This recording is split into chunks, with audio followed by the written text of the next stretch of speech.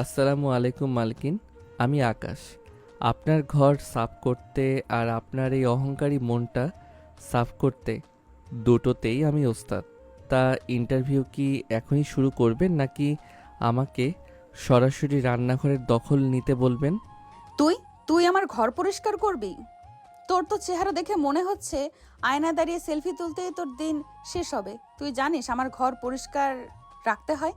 এক ফোঁটা ধুলো যদি আমার ড্রেসিং টেবিলে পাই তবে তোর ওই গামছা দিয়ে তোকে বেঁধে বারান্দা দিয়ে ঝুলিয়ে দেব। ওরে বাবারে, মালকিন তো দেখি একদম আগ্নেয়গিরি। তা ঝুলিয়ে দেবেন দেন, কিন্তু তার আগে আমার হাতের এক কাপ কফি তো খেয়ে দেখুন। কফি খেলে আপনার এই তেতো মেজাজটা যদি একটু মিষ্টি হয়। তুই আমাকে মেজাজ শেখাচ্ছিস? তোর সাহস তো কম না। তুই কার সাথে কথা বলছিস জানিস? কাসেম সাহেব, একে এক্ষুনি বের করুন। ম্যাম, ছেলেটা কিন্তু দেখতে মন্দ না। একবার সুযোগ দিয়েই দেখুন না, অন্তত কফিটা তো টেস্ট করা যায়। হ্যাঁ ম্যাম, ওর কথা শুনবেন না, ওর হাতের কাজ দেখুন। আকাশ, যা তো বাবা, চট করে কফি বানিয়ে নিয়ে আয়। ঢাকার গুলশানের এক রাজকীয় ডুপ্লেক্স বাড়ি। বাড়ির প্রতিটি ইটে যেন আভিজাত্যের গন্ধ। এই সাম্রাজ্যের একচ্ছত্র অধিপতি ঈশিতা চৌধুরী। লন্ডনে পড়াশোনা শেষ করে এসে বাবার কনস্ট্রাকশন কোম্পানি চালাচ্ছে। ঈশিতা দেখতে যতটা রূপবতী, মেজাজে ততটাই তেজস্বিনী। ওর ডিকশনারিতে ক্ষমা বলে কোনো শব্দ নেই। বিশেষ করে পরিষ্কার পরিচ্ছন্নতা নিয়ে ওর সূচিবায়ুতা চরমে। গত 1 মাসে 7 জন কাজের লোক ওর মেজাজ সইতে না পেরে পালিয়েছে। আজ সকাল থেকেই ড্রয়িং রুমে যুদ্ধের প্রস্তুতি চলছে। ঈশিতা সোফায় বসে দামি আইফোন টিপছিল, আর সামনে ভয়ে কাঁপছিল ম্যানেজার কাশেম সাহেব এবং ঈশিতার বিয়ে মিতু।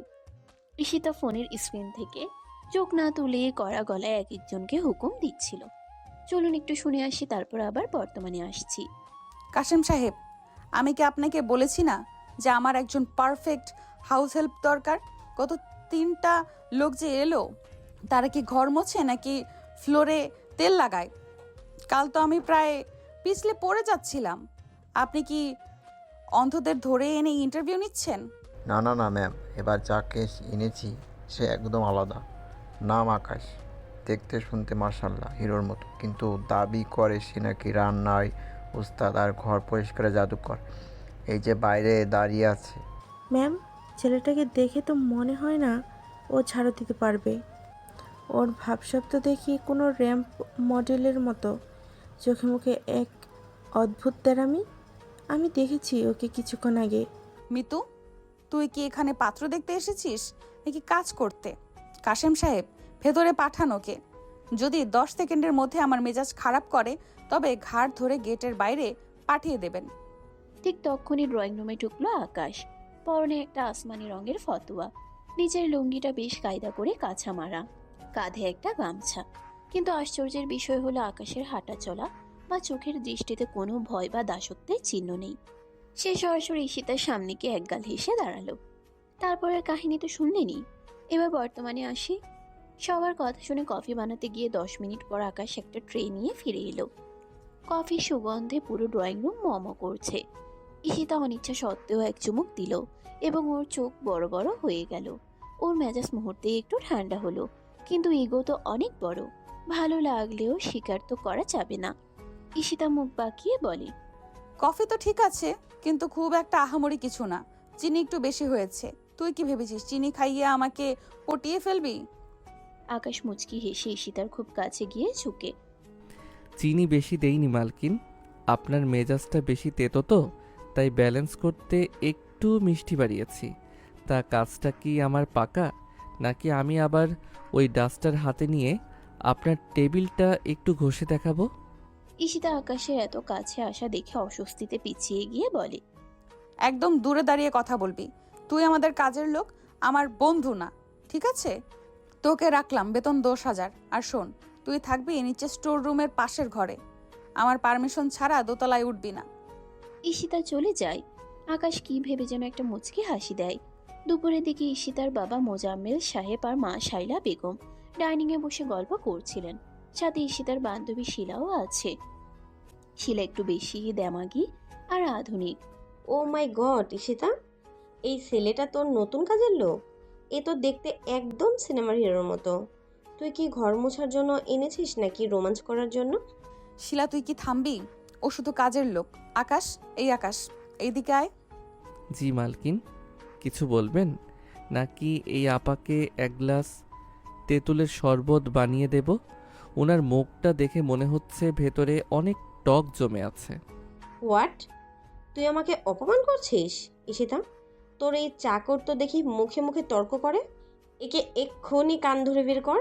আহা শিলা, রাগ করিস না, ছেলেটা তো কৌতুক করছে। আকাশ, তুই যা তো শিলাকে এক গ্লাস ঠান্ডা লেবুর শরবত বানিয়ে দিয়ে আয়। ঈশিতা, ছেলেটার মধ্যে একটা তেজ আছে। আমার কেন জানি মনে হচ্ছে ও এ বাড়িতে বেশ হাঙ্গামা করবে। আব্বা, তুমি ওকে লাই দিচ্ছ? আকাশ, তুই শরবত বানিয়ে এই ডাইনিং টেবিলে 3বার মুছবি। একটাও দাগ যেন না থাকে। যদি থাকে তবে আজ তোর লাঞ্চ ব্রেক বাতিল। আকাশ যেতে যেতে ফিসফিস করে ঈশিতার কানের কাছে। টেবিল তো মুছবই বস, আপনার মনে যে রাগের দাগগুলো আছে সেগুলো মুছতে কত সময় লাগবে সেটা ভাবছি। আকাশ, তুই কি বললি? এক্ষুনি দাঁড়া। আকাশ ততক্ষণে রান্নাঘরের ভেতর হাওয়া হয়ে গেছে। ঈশিতার আগে গজগজ করতে করতে সোফায় বসে রইলেন। শিলা আর মিতু টিটকারি দিয়ে হাসছে। বিকালে ঈশিতা ওর ড্রেসিং টেবিলের সামনে বসে মেকআপ করছিল। হঠাৎ বাইরে থেকে ঝনঝন করে শব্দ এলো। ঈশিতা দৌড়ে বেরিয়ে দেখলেন আকাশ ড্রয়িং রুমের সেই দামি ইতালিয়ান ফুলদানিটা ভেঙে ফেলেছে। ঈশিতা আকাশের কলার ধরে ঝাঁকিয়ে বলে, তুই এটা কি করলি? তুই জানিস এই ফুলদানির দাম কত? 5 লাখ টাকা। তুই তো 7 জন্মের বেতন দিয়েও এটা শোধ করতে পারবি না। তুই এক্ষুনি বের হয় বাড়ি থেকে। আকাশ একদম শান্তভাবে ঈশিতার হাতটা নিজের কলার থেকে সরিয়ে দিয়ে বলে, আরে মালকিন, শান্ত হন। ফুলদানিটা তো কাচের ছিল তাই ভেঙেছে, কিন্তু আপনি যেভাবে চিল্লাইতেছেন তাতে তো আপনার গলার রগ ছিঁড়ে যাবে। 5 লাখ টাকা তো আমার কাছে তো এখন 5 টাকাও নাই। এক কাজ করেন, আমি এই 5 লাখ টাকা শোধ করতে আপনার বাড়িতে আজীবন গোলামি করি। গোলামি? তুই আমার গোলাম হওয়ার যোগ্য নোস। ওরা তোকে এনেছে বলে কাজ করছিস। কাশেম সাহেব, একে এক্ষুনি ঘাট ধাক্কা দিয়ে বের করুন। ম্যাম, এখন এই বৃষ্টিতেও কোথায় যাবে? আর ও তো ইচ্ছে করে ভাঙেনি। আকাশ ঈশিতার একদম চোখের দিকে তাকিয়ে গম্ভীর গলায় বলে, ঈশিতা ম্যাম, দামি জিনিস ভাঙলে কষ্ট হয় জানি, কিন্তু আপনি যেভাবে একটা মানুষকে তুচ্ছ তাচ্ছিল্য করেন তাতে ওনার মনের ফুলদানিটা যে ভেঙে যায় সেটার দাম কত? ঈশিতা এক মুহূর্তের জন্য নিস্তব্ধ হয়ে গেল। এই সাধারণ কাজের ছেলের মুখে এত বড় কথা! ওর ইগোতে প্রচন্ড আঘাত লাগলো। ঈশিতা ওর চশমাটা ঠিক করে কড়া গলায় বললেন, ঠিক আছে, তুই থাকবি, কিন্তু এই ফুলদানির দাম শোধ করার জন্য তোকে দিনে 18 ঘন্টা খাটতে হবে।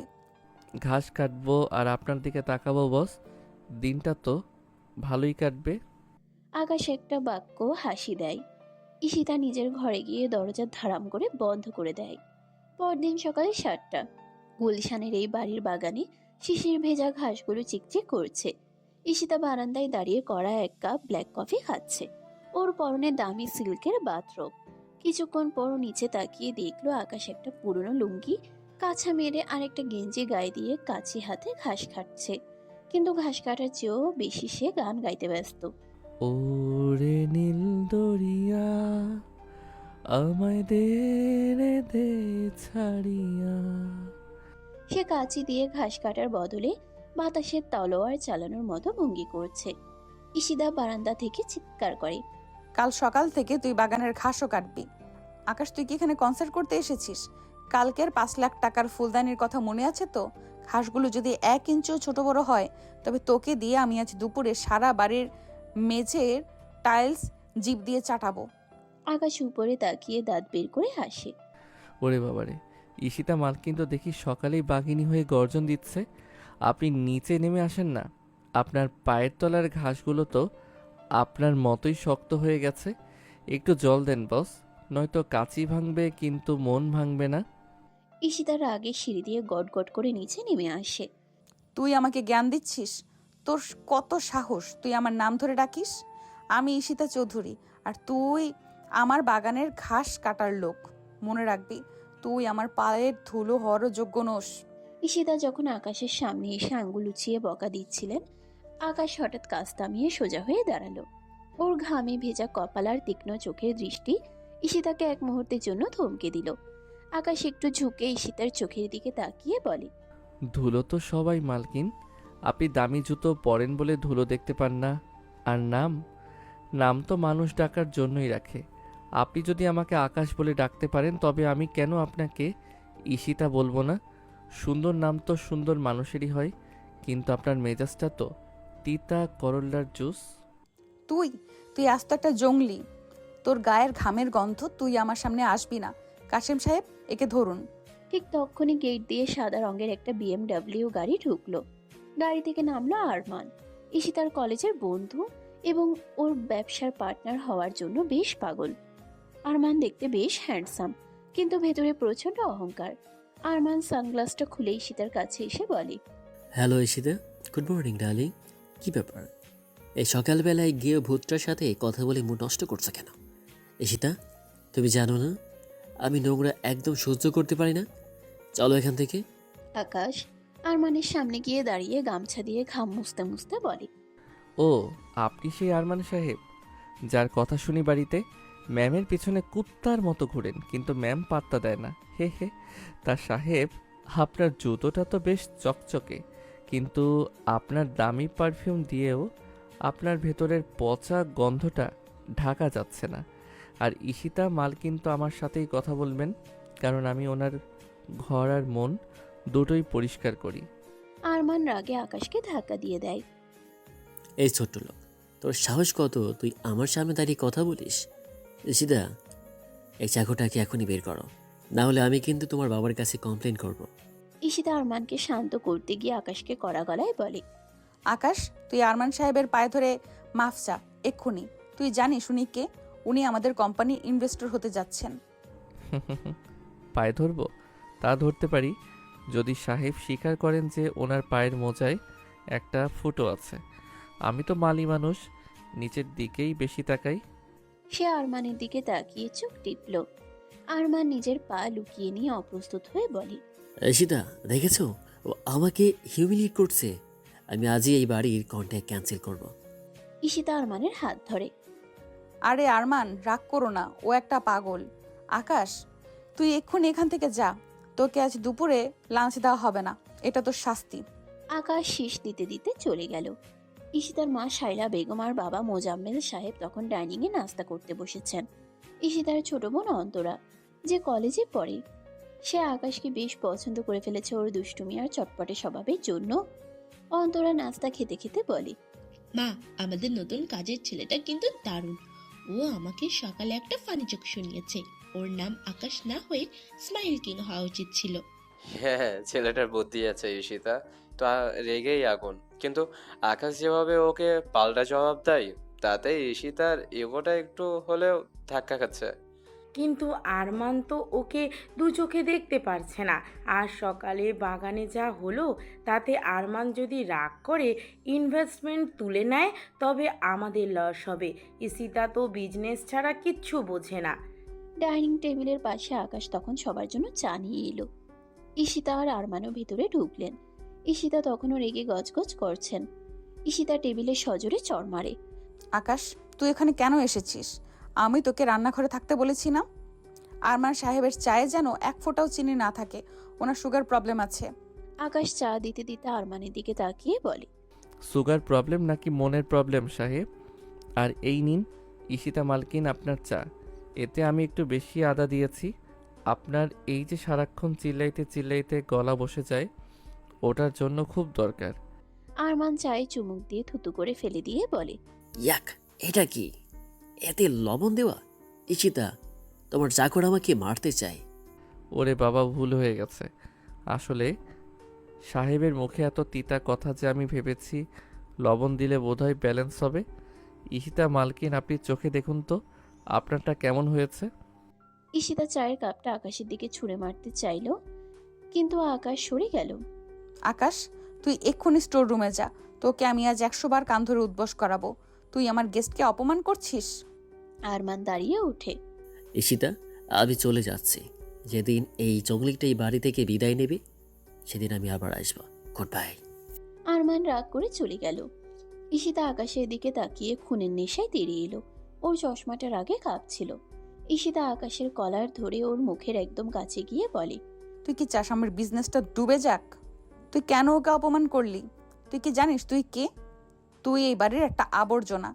আকাশ ঈশিতার কলার ধরা হাতটার উপর নিজের হাত রেখে শান্ত গলায় বলে, আবর্জনা তো আমি পরিষ্কার করি বস, কিন্তু আরমান সাহেব যে আপনার কোম্পানির শেয়ার হাতিয়ে নেওয়ার প্ল্যান করছে সেটা আপনি দেখতে পাচ্ছেন না।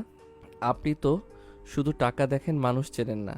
আমি মালি মানুষ, আমি আগাছা উপড়ে ফেলতেই জানি। আপনার জীবন থেকে ওই আগাছাটা আমি উপড়াবো, কথা দিলাম।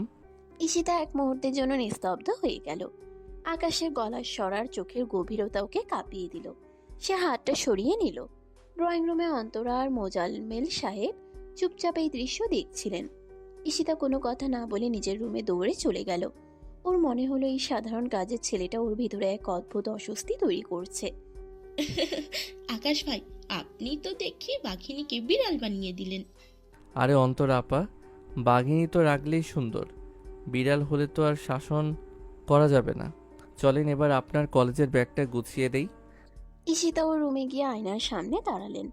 ওর গাল দুটো কেন জানি লাল হয়ে আছে। রাগে নাকি অন্য কিছুতে সে বুঝতে পারছে না। ওর মাথায় শুধু আকাশের ওই একটা কথাই ঘুরছে। আমি আপনার জীবন থেকে আগাছা উপড়াবো। ঈশিতা মনে মনে বলল, তোর এত বড় সাহস আকাশ, তুই আমার জীবন নিয়ে কথা বলিস? তোকে আমি এমন শিক্ষা দেব যে তুই এই নাম ভুলে যাবি। দুপুর 12টা। ঈশিতা চৌধুরীর মেজাজ এখন মরুভূমির তপ্ত বালুর চেয়েও বেশি গরম। সকালে সে ঘটনার পর সে ঠিক করেছে আকাশকে আজ ভাতে মারবে। ঈশিতা ওর এসি রুমে বসে মিতুর সাথে অফিসের ফাইল চেক করছিল, কিন্তু ওর মাথায় ঘুরছে আকাশকে কিভাবে আরো বেশি নাস্তানাবুদ করা যায়। সে বেল টিপে আকাশকে ডাকলো। আকাশ দরজায় এসে গামছাটা কাঁধে রেখে সেই চিরচেনা তেরা হাসি দিয়ে দাঁড়িয়ে রইল। ঈশিতা ফাইলের উপর থেকে কড়া চোখে তাকিয়ে বলে, ওরে আমার হাসির রাজা, দাঁত বের করে বন্ধ কর। কালকের 5 লাখ টাকা আর আজকের আরমান সাহেবের শার্টের দাম সব মিলিয়ে তোর উপর আমার 7 লাখ টাকার দেনা। এই টাকা শোধ না হওয়া পর্যন্ত তুই আমার কেনা গোলাম, বুঝলি? আকাশ দরজায় হেলান দিয়ে বলে, গোলামি তো করছি মালকিন, তা এবার কি হুকুম? ঘর কি হারপিক দিয়ে মুছবো, নাকি আপনার ওই দামি মেকআপ বক্সের পাউডার দিয়ে উঠোন ঝাড়ু দেব? আপনার যা করার স্বভাব তাতে তো আমার ভয় লাগে। ইয়ার কি করবি না? এখন রান্নাঘরে যা। আজ বাসায় আমার 3 বান্ধবী আসবে লাঞ্চে। তুই একা রান্না করবি। মেনু হলো কাচ্চি বিরিয়ানি, আস্ত খাসির রোস্ট আর জালি কাবাব। 1 ফোঁটা লবণও কম বেশি হলে ওই ফুটন্ত তেলের কড়াইয়ে তোকে চুবিয়ে লাল করে ফেলবো। যা এখান থেকে। মুখ কালো করে দাঁড়িয়ে আছিস কেন? যা। ঈশিতা, ও তো মালি, ও কি একা এত রান্না পারবে? যদি সব নষ্ট করে ফেলে? তোর বান্ধবীরা তো এমনিতেই খুব দেমাগি, পরে তোকে নিয়ে হাসাহাসি করবে। নষ্ট করলেই তো মজা। তখন ওর বেতন থেকে আরো 10,000 টাকা কাটবো, আর ওকে দিয়ে সারা রাত ডাইনিং টেবিলের নিচে বসে পাহারা দেওয়াবো। ওর ওই হিরোগিরি আজ আমি বের করছি। মালি হয়ে রান্নাঘরে ঢোকার শখ আমি মিটিয়ে দেব। রান্নাঘরে এখন লঙ্কাকাণ্ড চলছে। আকাশ একা 10 হাতের কাজ করছে। ওদিকে ঈশিতার বান্ধবীরা শিলা, রুহি আর সুমি এসে ড্রয়িং রুমে বসে আড্ডা দিচ্ছে। এর মধ্যে শিলা একটু বেশি আকাশকে অপদস্থ করতে উন্মুখ হয়ে আছে। শিলা সোফায় গায়ে দিয়ে বলে, ঈশিতা, তোর ওই মডেল চাকরটা কোথায়? শুনলাম সে নাকি আজ রান্না করেছে। সে কি বিরিয়ানির বদলে ঘাস সেদ্ধ খাবে নাকি? সত্যি ঈশিতা, তুই কি পাগল হয়েছিস? আমাদের স্টেটাস তো জানিস, ওই গেও ভূতটার হাতের রান্না আমরা খাবো? আমাদের লেভেলটা তো একবার চিন্তা করবি। ওকে দেখলে তো আমার মনে হয় ওর ডাস্টবিন পরিষ্কার করার যোগ্য। তোরা চিন্তা করিস না, সে যদি খারাপ রান্না করে তবে আজ ওকে আমি চাবুক দিয়ে পেটাবো। তোরা শুধু ড্রামাটা এনজয় কর। আকাশ, আকাশ, খাবার রেডি নাকি? চালও এখনো ধুইনি। আকাশ রান্নাঘর থেকে চিৎকার করে, হচ্ছে মালকিন, আপনার রাগের আগুনেই তো মাংস সেদ্ধ হয়ে গেছে। আর একটু সবুর করেন, আপনাদের পেটের চর্বি গলানোর মতো খাবারই বানাচ্ছি। 8 ঘন্টা পর ডাইনিং টেবিলে খাবার সাজানো হলো। ঈশিতা আর ওর বান্ধবীরা বসলো। আকাশ খুব বিনয়ের সাথে খাবার বেড়ে দিচ্ছে, কিন্তু ওর চোখে মুখে সেই শয়তানি হাসি। ঈশিতা চশমাটা নাকের ডগায় নামিয়ে খাবারের দিকে ঘৃণার চোখে তাকিয়ে দেখছে। সুমি এক লোকমা মুখে দিয়ে চিৎকার করে, থু থু, ঈশিতা, এটা কি? বিরিয়ানিতে এত ঝাল কেন? আমার তো জিভা জ্বলে যাচ্ছে। তুই কি আমাদের মারতে চাস? এই চাকরটা কি লবণের বদলে লঙ্কার গুঁড়া ঢেলেছে? শিলা গ্লাসের জল এক চুমুকে খেয়ে বলে, আর রোস্টটা দেখ, কামড় দেয়াই যাচ্ছে না ঈশিতা। তোর এই চাকরটা তোকে বিষ খাওয়াতে চায়। সে কি ভেবেছে আমরা মানুষ নাকি ভাগাড়ের জানোয়ার? এই ছোট লোকটাকে এক্ষুনি বের কর। ঈশিতা এবার সুযোগ পেয়ে টেবিল চাপড়ে দাঁড়ালো। আকাশ এইদিকে আয়। তুই কি ইচ্ছে করে খাবার এত ঝাল দিয়েছিস? তুই কি ভেবেছিস আমার গেস্টদের অপমান করে তুই পার পেয়ে যাবি? তোকে আজ আমি জ্যান্ত কবর দিব। মালকিন, ঝাল তো আমি দেইনি। আসলে আপনাদের কথাগুলোই এত ঝাল যে খাবারের ঝাল তো ওটার কাছে নস্যি। আর রোস্ট শক্ত, ওটা তো আপনার হৃদয়ের মতো শক্ত করে বানিয়েছি যাতে আপনাদের শক্ত দাঁত দিয়ে চিবোতে সুবিধা হয়। ঈশিতার আগে হিতাহিত জ্ঞান হারিয়ে এক গ্লাস পানি আকাশের মুখে ছুঁড়ে মারল। তুই আমার মুখে মুখে কথা বলিস? তুই কে? তুই এই বাড়ির একটা আবর্জনা ছাড়া আর কিচ্ছু না। এই মুহূর্তে এইসব খাবার তুই একা বসে খাবি। এক দানা যেন প্লেটে না থাকে, এটাই তো শাস্তি। আকাশ মুখের পানি গামছা দিয়ে মুছতে মুছতে বলে, খাবো তো অবশ্যই। লবণ ঝাল তো আমার কাছে অমৃত লাগে। কিন্তু মালকিন, আপনার বান্ধবীরা যে না খেয়ে যাচ্ছে, ওদেরকে আমি একটু মুড়ি মেখে দেব? ওদের পেটে তো এমনিতেই অনেক কুটিল গ্যাস জমে আছে। রুহি দাঁড়িয়ে উঠে, ঈশিতা, আমরা চললাম। তোর এই অসভ্য আর ছোট লোক চাকরের সাথে তুই থাক। আমাদের আর এখানে এক মুহূর্ত থাকার রুচি নেই। তোর চয়েস এত জঘন্য জানলে আসতামই না। ছি। বান্ধবীরা আগে গজ গজ করতে করতে চলে গেল। ঈশিতা এখন খুনের নেশায় আকাশের দিকে তেড়ে এলো। ওর ইগোতে এমন চোট আগে কখনো লাগেনি। ঈশিতা আকাশের কলার ধরে ওকে দেওয়ালের সাথে চেপে ধরল। তুই আমার মান সম্মান সব ধুলোয় মিশিয়ে দিলি। তুই জানিস ওরা আমাকে নিয়ে এখন বাইরে গিয়ে কি হাসাহাসি করবে? তোকে আজ আমি পুলিশে দিব। তুই জেনে শুনে রান্না নষ্ট করেছিস আমার মান মারার জন্য। আকাশ একদম কাছে থেকে ঈশিতার চোখের দিকে তাকিয়ে বলে, পুলিশে দেবেন? দিন, কিন্তু তার আগে নিজের কাছে জিজ্ঞেস করেন তো বস, আপনি কি আসলে চেয়েছিলেন আমি ভালো রান্না করি? আপনি তো চেয়েছিলেন আমি যেন ফেল করি যাতে আপনি আমাকে অপমান করতে পারেন। আপনার সেই হীন ইচ্ছা তো আমি পূরণ করেছি। এখন আপনি হাসছেন কেন? খুশি হন। ঈশিতা হঠাৎ হাতটা সরিয়ে নিয়ে চিৎকার করে, তুই আমার সাথে ফিলোসফি ঝাড়বি না। তুই আজ রাতে বাগানে ঘুমাবি। মশা কামড়াক আর সাপ কামড়াক, তুই ঘরের ভেতরে ঢুকবি না। এইটাই তো শেষ হুকুম। তোর কপালে আজ অঝোর বৃষ্টি আছে। যা এখান থেকে। ঈশিতা ওর রুমে গিয়ে দরজা লক করে দিল। ওর বাবা মোজাম্মেল সাহেব আড়াল থেকে সব দেখছিলেন। সে আকাশের কাছে এসে কাঁধে হাত রাখলো। আকাশ বাবা, ঈশিতা একটু বেশিই করে ফেলেছে। তুমি খেয়েছিস কিছু, নাকি ও ঝাল বিরিয়ানি খাচ্ছিস? ওর কথা আমার কানে নিস না। চিন্তা করবেন না স্যার, আমি তো এসব ঝাল সহ্য করতে অভ্যস্ত। আপনার মেয়ে যত বেশি চিল্লাবে ওর গলার ব্যায়াম তত ভালো হবে।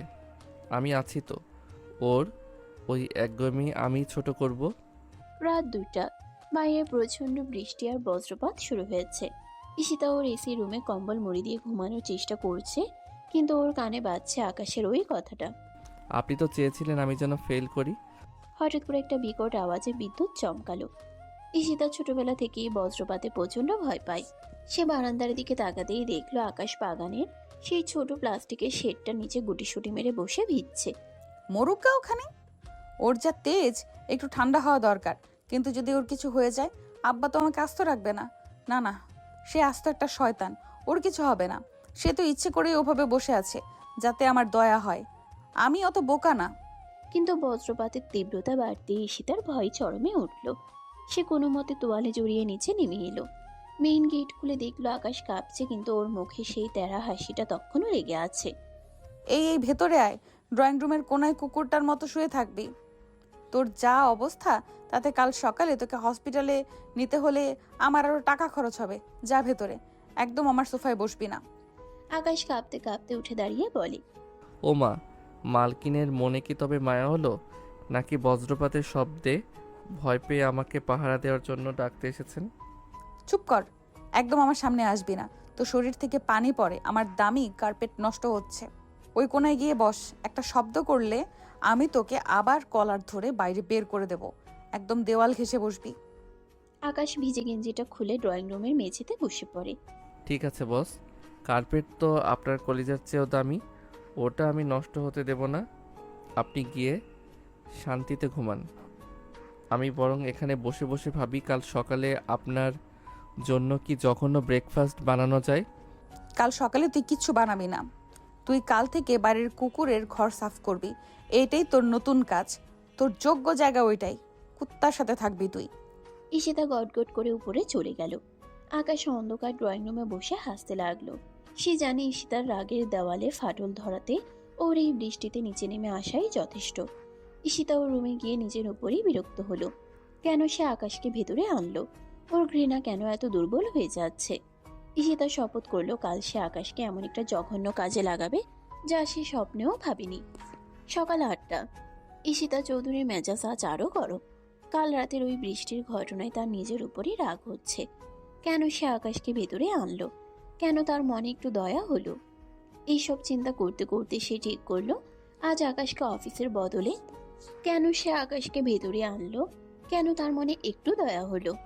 এইসব চিন্তা করতে করতে সে ঠিক করলো আজ আকাশকে অফিসের বদলে ওর কলেজে নিয়ে যাবে। ঈশিতা গুলশান কমার্স কলেজের বিবিএ লাস্ট ইয়ারের স্টুডেন্ট। সে ঠিক করেছে আকাশকে আজ ওর ল্যাবার কাম বডিগার্ড বানিয়ে কলেজে নিয়ে যাবে এবং সবার সামনে ওকে অপমান করবে। ঈশিতা ওর রুমে রেডি হচ্ছিল। পরনে দামি জিন্স আর একটা স্টাইলিশ টপস, চোখে দামি সানগ্লাস।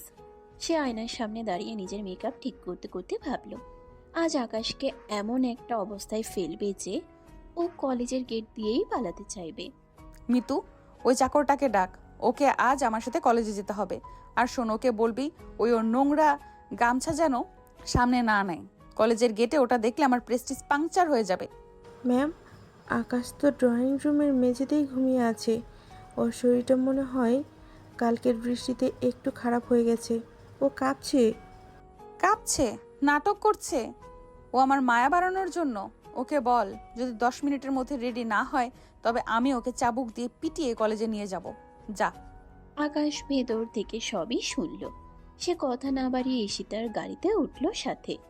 কলেজের গেটের সামনে ঈশিতার দামি গাড়ি এসে থামল। ঈশিতা নামার সাথে সাথে কলেজের ছেলেমেয়েরা ওর দিকে তাকিয়ে হা করে রইল। ঈশিতা চৌধুরীর ভাবসাবেই আলাদা। ঠিক তখনই গাড়ির পেছনে দরজা খুলে আকাশ নামলো। ওর পরনে একটা পুরনো জিন্স আর একটা গেঞ্জি, কাঁধে ওর সেই চিরচেনা গামছা। আকাশ গাড়ির ট্রাঙ্ক থেকে ঈশিতার বিশাল বড় প্রজেক্টের ফাইল আর কলেজের ব্যাগ বের করলো। আকাশকে দেখে ঈশিতার বান্ধবীরা শিলা, রুহি আর সুমি দৌড়ে এলো, সাথে আরো কয়েকটা মেয়ে। নিপুণ নামের এক মেয়ে আকাশের দিকে তাকিয়ে চোখ বড় বড় করে বলল, ও মাই গড ঈশিতা, এটা কে? তোর নতুন বডিগার্ড নাকি কোনো মডেল যাকে তুই চাকর বানিয়েছিস? এ তো দেখতে একদম হিরো, শুধু ড্রেস আপটা একটু গেও।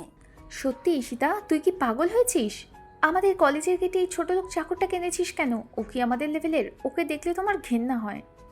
ঈশিতা গর্বের সাথে আরমানকে আসতে দেখে বলে, শোন তোরা, এই হলো আমার নতুন লেবার। আমার প্রজেক্টের ফাইল অনেক ভারী, তাই ওইটা টানার জন্য একে এনেছি। আর হ্যাঁ, যদি কেউ আমার সাথে বেয়াদবি করে তবে একে দিয়েই আমি তাকে সাইজ করাবো। ও হলো আমার পালিত কুকুর। আকাশ কোনো কথা বলল না, কেবল চুপচাপ তাকিয়ে রইল। ঠিক তখনই কলেজের ঈশিতার পেছনে ঘোরা আরমান কালকে শার্ট ভেজার পর থেকে ওর রাগ ছিল। সে ওর দলবল নিয়ে এলো। আরমান আকাশকে দেখে বাঁকা হাসলো। আরমান আকাশের সামনে গিয়ে টিটকারি দিয়ে বলে, আরে, এটা তো সেই ড্রেন পরিষ্কার করা চাকরটা। কি রে, আজ কি কলেজের টয়লেট সাফ করতে আসছিস? তোর তো সাহস কম না, তুই ঈশিতার সাথে কলেজে আসছিস? আকাশ একদম শান্তভাবে ঈশিতার ব্যাগটা এক কাঁধে রেখে অন্য হাত দিয়ে আরমানের শার্টের কলারটা একটু ঠিক করে বলে, টয়লেট তো সাফ করবই সাহেব, তবে তার আগে আপনার ওই কুটিল মুখটা একটু সাফ করা দরকার। আর ঈশিতা মালকিন তো আমাকে ছাড়া এক পাও নড়তে পারেন না। আমি তো ওনার সব কিছু সামলাই। কি বলেন বস? ঈশিতার আগে হিতাহিত জ্ঞান হারিয়ে আরমানকে শান্ত করতে গিয়ে আকাশকে কড়া গলায় বলে, আকাশ, তুই মুখ বন্ধ রাখ। তুই আমার লেবার, বডিগার্ড নোস। যা, এইসব ফাইল আমার ক্লাসরুমে নিয়ে যা। একটা ফাইলে যদি দাগ লাগে তবে তোর চামড়া তুলে নেব। যা এখান থেকে। আকাশ শীষ দিতে দিতে ফাইলগুলো নিয়ে কলেজের করিডোর দিয়ে হাঁটতে লাগলো। কলেজের ছেলেমেয়েরা ওর দিকে তাকিয়ে হাসাহাসি করছে। ঈশিতার বান্ধবী নিপুণ তখনও হাঁ করে আকাশের দিকে তাকিয়ে আছে। কলেজের অডিটোরিয়ামে বিবিএর প্রেজেন্টেশন চলছে। ঈশিতার গ্রুপকে আজ ওর প্রজেক্ট সাবমিট করতে হবে। ঈশিতা স্টেজে উঠে ওর প্রেজেন্টেশন শুরু করলো। ওর বান্ধবীরা পেছনের সিটে বসে আকাশকে নিয়ে টিটকারি দিচ্ছে। আকাশ এক কোনায় দাঁড়িয়ে আছে। ওর কাঁধে তখনও গামছাটা জলজল করছে। প্রেজেন্টেশন চলার সময় হঠাৎ ঈশিতার ল্যাপটপটা হ্যাং হয়ে গেল। প্রজেক্টর বন্ধ হয়ে গেল। অডিটোরিয়ামে সবাই চেঁচামেচি শুরু করলো। ঈশিতা স্টেজে দাঁড়িয়ে অপমানে লাল হয়ে যাচ্ছে। আরমান পেছনের সিট থেকে হাসছে। কি হলো ঈশিতা চৌধুরী? দামি ল্যাপটপ তো, মনে হয় চাকরে নজর লেগেছে। মিতু, মিতু স্যারকে ডাক, টেকনিশিয়ানকে ডাক। আমার প্রজেক্টের প্রেজেন্টেশন নষ্ট হয়ে যাচ্ছে। ঠিক তখনই আকাশ কোনো কথা না বলে স্টেজে উঠে এলো। ও ল্যাপটপটার কাছে গিয়ে 2-3টা কি টিপলো। তারপর ল্যাপটপের পেছনের একটা প্লাগ খুলে আবার লাগালো। এক নিমিষেই প্রজেক্টর চালু হয়ে গেল। ঈশিতার প্রেজেন্টেশনের স্লাইড আবার স্টেজে দেখা গেল। অডিটোরিয়ামে পিনপতন নীরবতা। ঈশিতা হাঁ করে আকাশের দিকে তাকিয়ে আছে। এই গিয়েও কাজের ছেলে ল্যাপটপ ঠিক করলো। আকাশ ঈশিতার কানের কাছে ফিসফিস করে। কি বস, প্রজেক্টর তো ঠিক হলো, কিন্তু আপনার ওই রাগী মুখটা কি একটু ঠিক করবেন? নয়তো স্যাররা মার্কস কম দেবে কিন্তু। আপনার চশমাটাও একটু ঠিক করেন, ওটা নাকের ডগায় নেমে গেছে। ঈশিতা অপমানে আর লজ্জায় আকাশকে ধাক্কা দিয়ে সরিয়ে দিল। তুই স্টেজে কেন এসেছিস? তুই কি টেকনিশিয়ান? যা এখান থেকে। তোর জন্য সবাই আমার দিকে তাকিয়ে হাসছে। যা। আকাশ স্টেজ থেকে নেমে আবার এক কোনায় গিয়ে দাঁড়ালো। ঈশিতা ওর প্রেজেন্টেশন শেষ করলো ঠিকই, কিন্তু ওর মনের ভিতর ঝড় বইছে। একদিকে আকাশের প্রতি ঘৃণা, অন্যদিকে এই মুহূর্তে সে ওর সম্মান বাঁচালো। কিন্তু ঈশিতা তা স্বীকার করতে নারাজ। কলেজ শেষে ঈশিতা আর ওর বান্ধবীরা কলেজের ক্যান্টিনে বসে আড্ডা দিচ্ছে। আকাশ ক্যান্টিনের বাইরে দাঁড়িয়ে আছে। নিপুণ বারবার ক্যান্টিনের কাছের দরজা দিয়ে আকাশের দিকে তাকাচ্ছে। নিপুণ ঈশিতার হাত ধরে। ঈশিতা, তোর আর এই চাকরটা কিন্তু সত্যিই জিনিয়াস। ও কিভাবে ল্যাপটপ ঠিক করলো দেখলি? ওর নাম কি সত্যি আকাশ? ওকে দেখলে তো আমার মনে হয় ও কোনো বড় লোকের ছেলে, যে তোর উপর ক্রাশ খেয়ে চাকর হয়েছে। নিপুণ, তুই কি পাগল হয়েছিস? ও আস্ত একটা শয়তান, জঙ্গলি। ওর নাম আকাশ না, ওর নাম হওয়া উচিত ছিল কুত্তা। ওকে আমি এমন শিক্ষা দিব যে ও ল্যাপটপ ঠিক করা ভুলে যাবে। আজ রাতে ওকে দিয়ে আমি বাথরুম পরিষ্কার করাবো। ক্যান্টিন থেকে বের হওয়ার সময় আরমান ওর দলবল নিয়ে আবার ঈশিতার পথ আটকে দাঁড়ালো। আরমানের হাতে তখন ঈশিতার একটা পুরনো ডায়েরি, যা সে চুপি চুপি ঈশিতার ব্যাগ থেকে চুরি করেছে। আরমান ডায়েরিটা বাতাসে দুলিয়ে বলে, হ্যালো ঈশিতা, আমি জানি তোমার এই ডায়েরিতে অনেক সিক্রেট লেখা আছে। তুমি যদি আমাকে কলেজের সবার সামনে প্রপোজ না করো, তবে আমি আজই এই ডায়েরিটা কলেজের নোটিশ বোর্ডে টাঙিয়ে দেব। ঈশিতা আতঙ্কে আর রাগে কাঁপতে কাঁপতে বলে, আরমান, তুই আমার সাথে ডিল ক্যান্সেল করছিস? তাও তো আমি তো তুই ডায়েরিটা চুরি করেছিস। দিয়ে দে ওটা, ওতে আমার পার্সোনাল কথা লেখা আছে। দিয়ে দে বলছি। আরমান ডায়েরিটা নিয়ে দৌড়াতে শুরু করলো। ঈশিতা ওর পেছনে দৌড়াতে গিয়ে নিজের হিল জুতো সামলাতে না পেরে পিছলে পড়লেন। ঈশিতা সরাসরি আকাশের গায়ের উপর গিয়ে আছড়ে পড়লেন। আকাশ ওর কোমর জড়িয়ে ধরে ব্যালেন্স করলো। ঈশিতার মুখ তখন আকাশের একদম বুকের কাছে। ঈশিতার সানগ্লাসটা পড়ে গেছে। ওর বড় বড় চোখ দুটো এখন আকাশের চোখের দিকে তাকিয়ে। আকাশের গায়ে সেই ঘামের গন্ধ ঈশিতার নাকে এসে লাগলো। ঈশিতার হৃদস্পন্দন মুহূর্তেই দ্রুত হলো। এই অনিচ্ছাকৃত আলিঙ্গন ঈশিতার মনে এক অদ্ভুত অস্থিরতা তৈরি করলো। ওর ঘৃণা আর রাগ যেন এক মুহূর্তের জন্য হারিয়ে গেল। আকাশ ঈশিতার কোমর শক্ত করে ধরে ওর চোখের দিকে তাকিয়ে গম্ভীর গলায় বলল, কি বস, আপনি তো দেখি কোলে ওঠার জন্য পাগল। আরমান সাহেবকে ডায়েরিটা দিতে চান নাকি আমি কেড়ে নিয়ে আসবো? আপনি যদি না বলেন তবে আমি ওনার হাত গুঁড়ো করে দেব। ঈশিতা হঠাৎ হোশ ফিরে এসে আকাশকে সজোরে ধাক্কা দিয়ে সরিয়ে দিল। তুই আমাকে জড়িয়ে ধরেছিস? তোর কত সাহস! যা, আরমানের কাছ থেকে ডায়েরিটা কেড়ে নিয়ে আয়। যদি ওটা কলেজের নোটিশ বোর্ডে টাঙায় তবে আমি তোকে জ্যান্ত কবর দেব। যা। আকাশ এক দৌড়ে গিয়ে আরমানের সামনে দাঁড়ালো। আরমান ডায়েরিটা নিয়ে হাসছিল। আকাশ কোনো কথা না বলে আরমানের হাত থেকে ডায়েরিটা এক ঝটকায় কেড়ে নিল। তারপর আরমানের বুকে একটা সজোরে ধাক্কা দিয়ে ওকে ড্রেনের পাশে ফেলে দিল।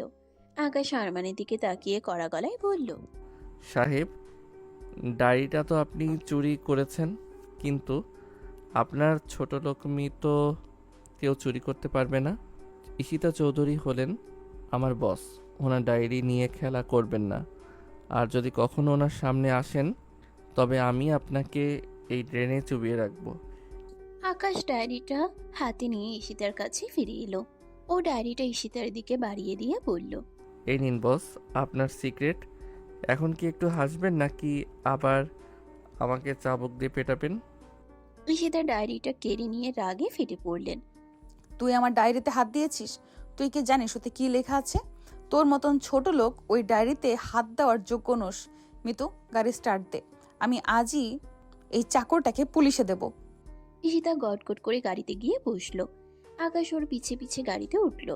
ওর মনে হলো আজ ওর আত্মসম্মান একদম ধুলোয় মিশে গেছে। ওর কলেজের বান্ধবীরা আর আরমান ওকে নিয়ে এখন হাসাহাসি করবে। কিন্তু ঈশিতা জানে না, ওর এই রাগ আর ঘৃণা আকাশের ভালোবাসার দেওয়ালে ফাটল ধরাতে ওর এই অনিচ্ছাকৃত আলিঙ্গনই যথেষ্ট। ঈশিতা গাড়িতে বসে নিজের উপরই বিরক্ত হলো। কেন সে আকাশকে ধাক্কা দিয়ে সরালো না? ওর হার্টবিট কেন এত দ্রুত হলো? ওর কি তবে আকাশের প্রতি অন্য কোনো অনুভব আসছে? না না, ও আজ তো একটা চাকর। ওর প্রতি ঘৃণা ছাড়া আর কিছু নেই। ঈশিতা শপথ করলো কাল সে আকাশকে এমন একটা জঘন্য কাজে লাগাবে যা সে স্বপ্নেও ভাবেনি।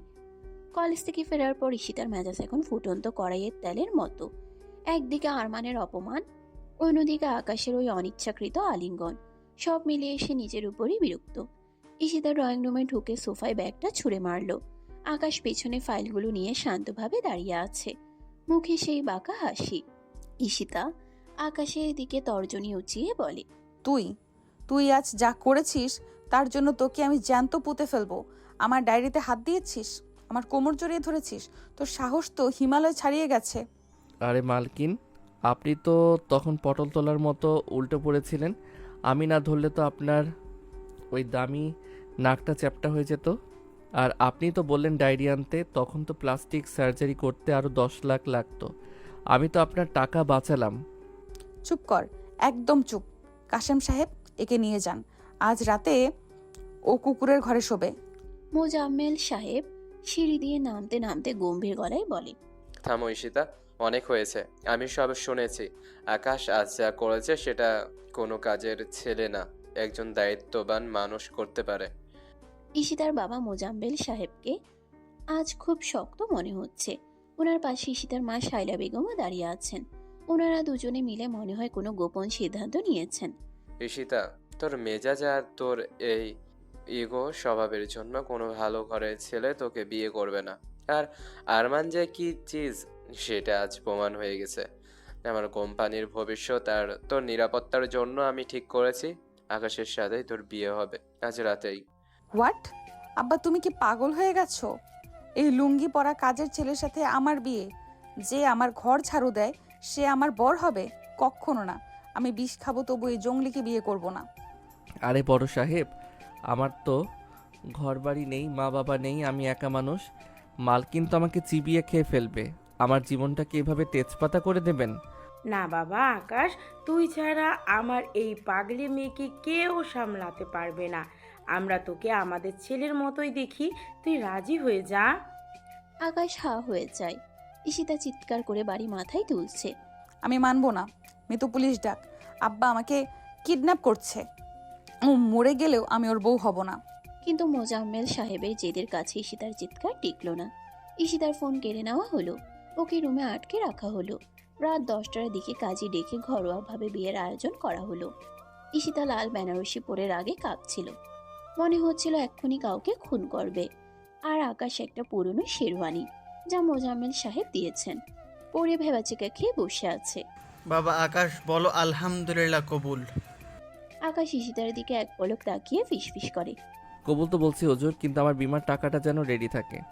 এই বাঘিনী তো আমাকে আস্ত রাখবে না, তখন যাতে পালিয়ে চলে যেতে পারি। কবুল। ঈশিতা দাঁতে দাঁত চিবিয়ে বলে, কবুল। কিন্তু মনে মনে বলে, কবুল না রে ছাগল, তোর কপালে আজ যমরাজ নাচছে। বিয়ের আনুষ্ঠানিকতা শেষ। ঈশিতাকে ওর নিজের রুমেই পাঠানো হলো, যেটা এখন বাসর ঘর। আকাশ দরজায় দাঁড়িয়ে ঢোক গিলছে। সে জানে ভেতরে গেলে আজ থার্ড ওয়ার্ল্ড ওয়ার শুরু হবে। সে সাহস করে ঘরে ঢুকলো। দেখলো ঈশিতা খাটের উপর বসে আছে, হাতে একটা বড় কাচের ফুলদানি। ঈশিতা আকাশকে দেখেই বাঘিনীর মতো লাফিয়ে উঠল। আয় ভেতরে আয় শয়তান। তুই ভেবেছিস বিয়ে করে তুই এই বাড়ির মালিক হয়ে যাবি? তুই ভেবেছিস আমার উপর হুকুম চালাবি? আজ তোর শেষ দিন। আরে বিবি সাহেবা শান্ত হন, ফুলদানিটা রেখে দিন, ওটা অনেক দামি। আপনি বরং আমাকে গালি দিন, আমি হজম করে নেব। বিয়ে তো আপনার বাবা দিয়েছে, আমি তো পরিস্থিতির শিকার। পরিস্থিতির শিকার? তুই লোভী। তুই আমার টাকার লোভে বিয়ে করেছিস। এই নে তোর বাসর রাতের গিফট। ঈশিতা সজোরে ফুলদানিটা আকাশের দিকে ছুঁড়ে মারল। আকাশ সরার চেষ্টা করেও পারল না। ফুলদানিটা ঠিক ওর কপালে গিয়ে লাগলো। ঝনঝন করে কাঁচ ভেঙে চুরমার হয়ে গেল। আকাশের কপাল ফেটে রক্ত গড়িয়ে পড়ছে। ঈশিতা এক মুহূর্তের জন্য থমকে গেল। রক্ত দেখে ওর বুকটা একটু কেঁপে উঠল, কিন্তু ওটা প্রকাশ করলো না। কি হলো? লাগলো? আরো লাগবে? বের হও আমার রুম থেকে। আকাশ কপালে হাত দিয়ে রক্ত দেখে একটু হাসলো, তারপর টলতে টলতে মেঝেতে বসে পড়ল। উফ মালকিন, আপনার হাতের সই তো দারুণ, ঠিক মাছ কপালে লেগেছে। তবে একটা কথা বলি, রক্তটা কিন্তু আপনার লিপস্টিকের চেয়েও বেশি লাল। রোমান্টিক লাগছে না? মেখে দিব নাকি ঠোঁটে? তুই হাসছিস? তোর রক্ত বের হচ্ছে আর তুই কমেডি করছিস? তুই কি মানুষ নাকি পাথর? পাথর হলে তো আগেই আপনার মন ভেঙে দিতাম। মানুষ বলেই তো ফুলদানিটা কপালে নিলাম। আর শোনেন ঈশিতা বেগম, বিয়ে যেহেতু হয়েই গেছে, এখন থেকে আমি আপনার কাজের ছেলে প্লাস অফিসিয়াল বর। কাল সকালে কিন্তু চাটা আমি নিয়ে আসবো, তবে এবার একটু বেশি মিষ্টি দেব, কারণ আমার রক্তে চিনি কম আছে মনে হয়। ঈশিতা আবার একটা বালিশ ছুঁড়ে মেরে বলে, তুই মরিস না কেন? যা এখান থেকে। মেঝেতে শুবি আজকে তুই। আমার খাটের ধারে কাছেও আসবি না। আকাশ মেঝেতে একটা চাদর বিছিয়ে শুয়ে পড়তে পড়তে বলে, মেঝেতেই ভালো মালকিন, ওপরে থাকলে তো আবার ওপর থেকে নিচে ফুলদানির বৃষ্টি পড়ে। ঘুমান এখন, কাল সকালে তো আবার কলেজে গিয়ে আরমান সাহেবকে বলতে হবে, ভাইয়া আমি এখন ঈশিতার লিগেল ড্রাইভার। হা হা হা হা। ঈশিতার আগে কম্বল মুড়ি দিয়ে শুয়ে পড়ল। তোকে আমি কালকেই ডিভোর্স দেব, তুই দেখে নিস। ঈশিতা ঘুমানোর চেষ্টা করছে ঠিকই, কিন্তু ওর চোখের সামনে বারবার আকাশের সেই রক্তমাখা হাসি মুখটা ভাসছে। কেন লোকটা এত অপমানের পরেও হাসে? কেন সে পাল্টা আঘাত করল না? ঈশিতার মনে হালকা একটা খচখচানি শুরু হলো, কিন্তু সেটাও পাত্তাই দিল না। ওদিকে আকাশ মেঝেতে শুয়ে ভাবছে, বিয়ে তো হলো, এখন এই বাঘিনীকে বিড়াল বানানোই হলো আসল চ্যালেঞ্জ। সকালের মিষ্টি রোদটা যখন জানালা দিয়ে ঈশিতার চোখে পড়ল, তখন ওর মেজাজটা এমনিতেই তিরিক্ষি হয়ে গেল। কালকে জবরদস্তি বিয়ে হলো আর কপালে ফুলদানি মারার স্মৃতিটা মনে পড়তেই ও ধরফর করে উঠে বসলো। তাকিয়ে দেখে ঘরের এক কোণায় মেঝেতে চাদর মুড়ি দিয়ে নাক ডেকে ঘুমাচ্ছে আগমাদের নবাবজাদা আকাশ। কপালে সেই কালকের ব্যান্ডেজটা তখনও সাদা হয়ে আছে। ঈশিতা বিছানা থেকে নেমেই এক পা দিয়ে সজোরে আকাশের পেটে একটা লাথি মারলো। এই ওঠ বলছি, লজ্জা করে না তোর? সূর্য মাথায় উঠে গেছে আর তুই এখনো হাত পা ছড়িয়ে ঘুমাচ্ছিস। তুই নিজেকে এবারের জামাই মনে করিস নাকি? কাল রাতে যে কবুল বলেছিস, তার অহংকার এখন মাটিতে পড়ছে না, তাই না?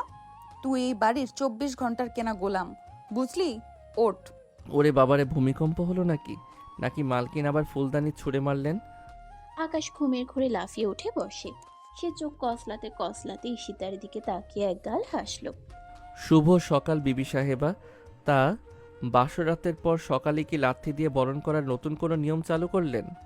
মুখ সামলা, তোর সাহস তো কম না। তুই এখনো এখানে শুয়ে আছিস কেন? যা গিয়ে বাগানের ঘাস কাট আর ড্রয়িং রুমটা সাফ কর। বাড়ির জামাই হওয়ার স্বপ্ন ভুলে যা। তুই আমার জুতো পালিশ করারও যোগ্য নোস। আরে বস শান্ত হন, জামাই হইছি বইলাই তো এত আরামে ঘুমালাম। মেঝেটা কিন্তু আপনার খাটের চেয়েও আরামের। আর কাজ তো করবই, কাজ করলে কি আর কেউ ছোট হয়? আমি বরং যাই, আপনার জন্য এক কাপ কড়া আদা চা বানিয়ে আনি। আপনার গলার আওয়াজটা যে হারে বাড়ছে, তাতে তো পাড়ার লোক ভাববে আমি আপনাকে মারধর করছি। তুই যাবি এখান থেকে? এক্ষুনি যা, তোকে দেখলে আমার পিত্তি জ্বলে যায়। ঠিক তখনই ঘরের দরজায় টোকা পড়ল। ঈশিতার বাবা মোজাম্মেল সাহেব আর মা শাইলা বেগম মিষ্টির প্লেট হাতে ঘরে ঢুকলেন। ওনাদের চোখে মুখে তৃপ্তির হাসি। কিরে মা, সকালেই ঝগড়া শুরু করলি? আকাশ এখন আর এই বাড়ির কাজের ছেলে নয়, ও এখন আমাদের বাড়ির বড় জামাই। আকাশ বাবা, তুমি কেন নিচে আসছিস? ঈশিতা কি তোকে খাটে উঠতে দেয়নি? আব্বা, তুমি কি এখনো এই নাটকটা চালিয়ে যাবে? আমি একে বর মানি না। ও একটা সাধারণ মালি। ও আমার পায়ের তলার ধুলো। ও আমার রুমে কেন থাকবে? একে এক্ষুনি বের করো। আকাশ মোজাম্মেল সাহেবের দিকে তাকিয়ে কাচুমাচু মুখে বলে। বাদ দিন না আঙ্কেল, ঈশিতা ম্যাম আসলে এখন অভ্যস্ত হতে পারেননি। কাজ করলে তো কেউ ছোট হয় না। আমি বরং যাই, বাগানের কলটা ঠিক করা দরকার। বিয়ের খুশিতে এটাও মনে হয় বেশি পানি ছাড়ছে। আমি যাই, আপনারা কথা বলেন। শাইলা বেগম আকাশের মাথায় হাত রেখে বলে। দেখছিস ঈশিতা, ছেলেটার মন কত বড়। তুই হীরা চিনতে পারলি না রে মা। আজ তোদের বিয়ের অনুষ্ঠান হবে, কাল তো হুট হাট করে হলো। আজ আমাদের কিছু ঘনিষ্ঠ আত্মীয় স্বজন আসবে, তোদের সুন্দর করে সাজাতে হবে। অনুষ্ঠান? মা, তোমরা কি আমাকে পাগল করার কসম খেয়েছো? আমি এই লুঙ্গি পরা পোলার সাথে স্টেজে বসবো? মানুষ হাসবে না? আমার বান্ধবীরা তো আমাকে জ্যান্ত পুড়িয়ে মারবে। আমি কোনো অনুষ্ঠানে যাব না। ঈশিতা, এটা আমার আদেশ, কোনো কথা হবে না। তুই রেডি হবি। আর আকাশকেও আমি পাঞ্জাবি কিনে দিয়েছি। সব আয়োজন শুরু হয়ে গেছে। দুপুর গড়িয়ে বিকাল, পুরো বাড়িতে সাজ রব। ডেকোরেশনের লোকজন কাজ করছে। রান্নাঘরে বিশাল বড় ডেকচিতে বিরিয়ানি আর রোস্টের সুগন্ধে মমো করছে এলাকা। আকাশ পাঞ্জাবি পরার বদলে আবার সে পুরনো গেঞ্জি পরে রান্নাঘরে ঢুকে পড়েছে। সে বাবুর্চিকে সাহায্য করছে, মশলা বাটছে, আবার কখনো নিজেই খুন্তি নাড়ছে। ঈশিতা উপর থেকে সব দেখছিল। ওর মনে মনে একটা শয়তানি বুদ্ধি এলো। আচ্ছা, এই রান্নায় যদি আমি এক গাদা লবণ আর মরিচ ঢেলে দিই, তবে তো বাবার মান সম্মান ধুলোয় মিশবে, আর সব দোষ আকাশের হবে। তখন তো ওকে ঘাট ধরে বের করা হবে। ঈশিতা পা টিপে টিপে রান্নাঘরে ঢুকলো। আকাশ তখন বড় ডেকচিটা রেখে পাশের ঘরে লবণ আনতে গেছে। ঈশিতা দ্রুত এক বাটি লবণ নিয়ে বিরিয়ানির ডেকচিতে ঢালতে যাবে, ঠিক তখনই ওর হাতটা কেউ শক্ত করে ধরে ফেলল। তাকিয়ে দেখে আকাশ, ওর চোখে সেই দুষ্টুমি মাখানো হাসি। আকাশ ঈশিতার কানের কাছে মুখ নিয়ে ফিসফিস করে। কি মালকিন, নিজের বাপের মান সম্মান লবণ দিয়ে ধুয়ে দিতে চান? আমি জানতাম আপনি এমন কিছু করবেন, কিন্তু ভুলে যাবেন না আপনার এই চাকর বরটা কিন্তু সব দিক থেকে চোখ রাখে। এই লবণটা বরং আপনার মেজাজে মাখান, কাজে দেবে। ঈশিতা লজ্জা আর অপমানে লাল হয়ে যায়। তুই তুই আমাকে ফলো করছিস? ছাড় আমার হাত, শয়তান কোথাকার। আকাশ হাত না ছেড়ে আরো কাছে এসে বলে। লজ্জা পেলেন না কি বস? গাল দুটো তো দেখি টমেটোর মতো লাল হয়ে গেছে। যান গিয়ে সাজুগুজু করেন, রান্নাটা আমাকেই করতে দিন। মেহমানরা যেন খেয়ে বলে ঈশিতার বরটা শুধু দেখতেই হিরো না, হাতের কাজও জব্বর। ঈশিতা হাত জাকিয়ে সরিয়ে দিয়ে বলে। তোকে আমি দেখে নেব, তোকে এবার জমের দুয়ারে পাঠাবো। ঈশিতার আগে গজগজ করতে করতে নিজের রুমে চলে এলো। ওর চোখে জল চলে এসেছে। কেন সে এই লোকটার কাছে বারবার হেরে যাচ্ছে? সে একা একা রুমে চিৎকার করতে লাগলো। আমি তোকে ঘৃণা করি আকাশ, তোকে আমি ধ্বংস করে দেব। ঠিক তখনই ওর ছোট বোন অন্তরা রুমে ঢুকলো। ওর হাতে একটা ভারী কাজ করা লেহেঙ্গা আর দামি ব্লাউজ। আপু নে, এটা পরে নে, মেহমানরা চলে এসেছে। তোকে আজ অপসরের মতো লাগা চাই, নয়তো দুলা ভাইয়ের নজর তো অন্যদিকে চলে যাবে। আমি গেলাম, আমারও সাজা বাকি। অন্তরা চলে যাওয়ার পর ঈশিতা অনিচ্ছা সত্ত্বেও সাজতে শুরু করলো। সে ওর জামা পাল্টে ভারী লেহেঙ্গাটা পরলো। এবার এলো আসল বিপদ। ব্লাউজটা পরে সে দেখে ওর পিঠের হুকগুলো কোনোভাবেই লাগাতে পারছে না। ব্লাউজটা বেশ টাইট ফিটিং। সে হাত উল্টে চেষ্টা করলো, কিন্তু কিছুতেই হুক পর্যন্ত পৌঁছাতে পারছে না। ওদিকে নিচ থেকে বাবার ডাক শোনা যাচ্ছে। ধুর, মৃতটা কোথায় গেল? অন্তরা, অন্তরা, এদিকে আয় তো। কেউ নেই তো নাকি এই বাড়িতে? ঠিক তখনই দরজার পর্দা সরিয়ে আকাশ ঘরে ঢুকলো। ও এখন নীল রঙের একটা সিল্কের পাঞ্জাবি পরেছে, চুলে জেল দিয়ে পরিপাটি করে আঁচড়ানো। ওকে দেখে যে কেউ ভাববে কোনো সিনেমার হিরো। আকাশ ঘরে ঢুকে ঈশিতাকে দেখে একদম থমকে গেল। আয়নার সামনে ঈশিতা দাঁড়িয়ে আছে, শুধু পেটিকোট আর ব্লাউজ পরা, পিঠটা একদম খোলা। ধবধবে সাদা পিঠের উপর কালচে চুলের গোছা পড়ে আছে।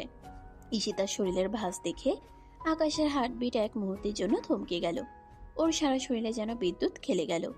আকাশ গলা পরিষ্কার করে জড়তা নিয়ে বলে। মালকিন, আমি বড় সাহেব ডাকছেন আপনাকে। ঈশিতা আয়নার দিকে তাকিয়ে আকাশকে দেখে প্রথমে চিৎকার করতে চাইল, কিন্তু তারপর অসহায়ের মতো দাঁড়িয়ে রইল। আকাশ তুই তুই যাস না প্লিজ, আমার দিকে ফিরে তাকা। এই এই হুকগুলো লাগাতে পারছি না। মিতু আর অন্তরা কাউকেই পাচ্ছি না, সবাই মেহমান নিয়ে ব্যস্ত। তুই কি একটু সাহায্য করবি? আকাশ একটু থতমত খেয়ে যায়। আমি আমি কিভাবে, মানে আমি তো পরপুরুষ। ও সরি, আমি তো বর। তা হুক লাগানো কি আমার ডিউটির মধ্যে পড়ে বস, নাকি এর জন্য আলাদা বোনাস পাবো? ইয়ার কি করিস না, এক্ষুনি মেহমান চলে আসবে, প্লিজ লাগিয়ে দে। আর শোন, একদম তেরামি করবি না। আকাশ ধীরে ধীরে ঈশিতার পেছনে গিয়ে দাঁড়ালো। ঈশিতা আয়নার দিকে তাকিয়ে দেখছে। আকাশ যখন ওর খোলা পিঠের কাছে গেল, ঈশিতার শরীরের লোমগুলো খাড়া হয়ে গেল। এক অদ্ভুত শিহরণ ওর সারা শরীরে বয়ে যাচ্ছে। আকাশ ওর বড় হাতটা ঈশিতার পিঠের উপর রাখলো। হাতের স্পর্শ লাগতে ঈশিতা শিউরে উঠল। ও চোখ বন্ধ করে ফেলল। আকাশের হাতের আঙ্গুলগুলো যখন ঈশিতার উষ্ণ পিঠের চামড়ায় ঘষা খাচ্ছিল, তখন ঈশিতার নিঃশ্বাস দ্রুত হয়ে গেল। ও বুঝতে পারছে ওর হার্টবিট ড্রাম বাজানোর মতো আওয়াজ করছে। আকাশ খুব নিচু স্বরে ঈশিতার কানের কাছে মুখ নিয়ে বলে, বস, আপনার পিঠটা তো দেখি বরফের মতো ঠান্ডা, কিন্তু আপনি তো কাঁপছেন। ভয় পাচ্ছেন নাকি, নাকি প্রথমবার আপনার চাকর বরের স্পর্শে শরীরটা সাড়া দিচ্ছে? চুপ চুপ কর, তুই শুধু হুকগুলো লাগা। এত কথা বলিস কেন? আকাশ ধীরে ধীরে একটা একটা করে হুক লাগাচ্ছে আর ওর আঙ্গুল দিয়ে ঈশিতার পিঠে হাত বুলাচ্ছে। আপনি যত রাগই করেন না কেন ঈশিতা, আপনার শরীর কিন্তু মিথ্যা বলে না। দেখুন আপনি কিভাবে কাঁপছেন। আপনার এই ফর্সা পিঠে আমার হাতের দাগগুলো কেমন ফুটছে, দেখছেন আমায়? আকাশ হুক লাগানো শেষ করে ওর হাত দুটো ঈশিতার কাঁধের উপর রাখলো। সে আয়নায় ঈশিতার চোখের দিকে তাকিয়ে রইল। ঈশিতা চোখ খুলে দেখলো আকাশের চোখে আজ কোনো বিদ্রুপ নেই, আছে এক গভীর তৃষ্ণা আর ভালোবাসা। আকাশ ঈশিতার কাঁধে ছোট করে একটা চুমু খেলো। ঈশিতা ঝট করে ঘুরে দাঁড়ালো, ওর দু হাত আকাশের বুকের উপর। ও আকাশকে ধাক্কা দিয়ে সরাতে চাইলো, কিন্তু ওর হাত যেন অবশ হয়ে গেছে। আকাশের পাঞ্জাবির ভেতর থেকে সেই পরিচিত পুরুষের ঘ্রাণটা ওকে মাতাল করে দিচ্ছে। আকাশ তুই কি করছিস? এটা ঠিক না, তুই আমার কাজের লোক শুধুমাত্র। আকাশ ঈশিতার কোমর জড়িয়ে ধরে নিজের আরো কাছে টেনে নিল। আপনার এই ফর্সা পিঠে আমার হাতের দাগগুলো কেমন ফুটছে, দেখছেন আয়নায়? আজ থেকে আমি আপনার সব কিছু ঈশিতা। আপনি চাইলেও আমাকে সরাতে পারবেন না।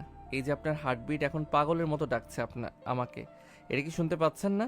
আপনার এই আভিজাত্যের আড়ালে যে একটা তৃষ্ণার্ত মেয়ে লুকিয়ে আছে, তাকে আমি আজ বের করেই ছাড়বো। আকাশ ধীরে ধীরে মুখ নামালো ঈশিতার দিকে।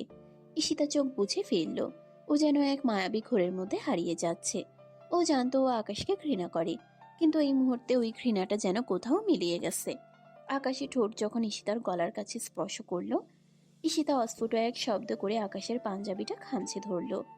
দুজনেই এক গভীর রোম্যান্সের অতলে হারিয়ে যাচ্ছিল। ঠিক তখনই বাইরে থেকে অন্তরার চিৎকার শোনা গেল। কি রে আপু, তুই এখনো বের হচ্ছিস না কেন? সব গেস্ট চলে এসেছে। আপু কই তুই? আকাশ ভাই কি তোর সাথেই আছে নাকি? অন্তরার ডাকে দুজনের হুঁশ ফিরল। ঈশিতা এক ঝটকে আকাশকে সরিয়ে দিয়ে নিজের ওড়নাটা ঠিক করতে লাগলো। ওর মুখ তখন লাল হয়ে গেছে লজ্জায় আর উত্তেজনায়। আকাশও একটু অপ্রস্তুত হয়ে চুলে হাত বুলালো। তুই তুই এক্ষুনি যা, নিচে যা, আমি আসছি। আর খবরদার, যা হয়েছে তা যেন কেউ না জানে। আকাশ আবার সে পুরনো তেরা হাসিটা ফিরিয়ে এনে বলল, যা হয়েছে তা তো আপনার পিঠের ওই লাল দাগগুলোই জানে বস। আমি নিচে যাচ্ছি, তাড়াতাড়ি নামুন। বাঘিনীকে কিন্তু আজ বেশ সুন্দরী লাগছে। আকাশ শীষ দিতে দিতে রুম থেকে বেরিয়ে গেল। ঈশিতা আয়নার দিকে তাকিয়ে দেখল নিজের বিধ্বস্ত চেহারা। ও নিজের উপরই রেগে গেল। আমি কি তবে সত্যি এই লোকটার মায়ায় পড়ে যাচ্ছি? না না, এটা স্রেফ একটা শারীরিক শিহরণ। আমি ঈশিতা চৌধুরী, আমি কোনো কাজের ছেলের প্রেমে পড়তে পারি না। কিন্তু ঈশিতা জানতো না আজকের এই রাতটা ওর জীবনের সব হিসেব নিকেশ বদলে দিতে চলেছে।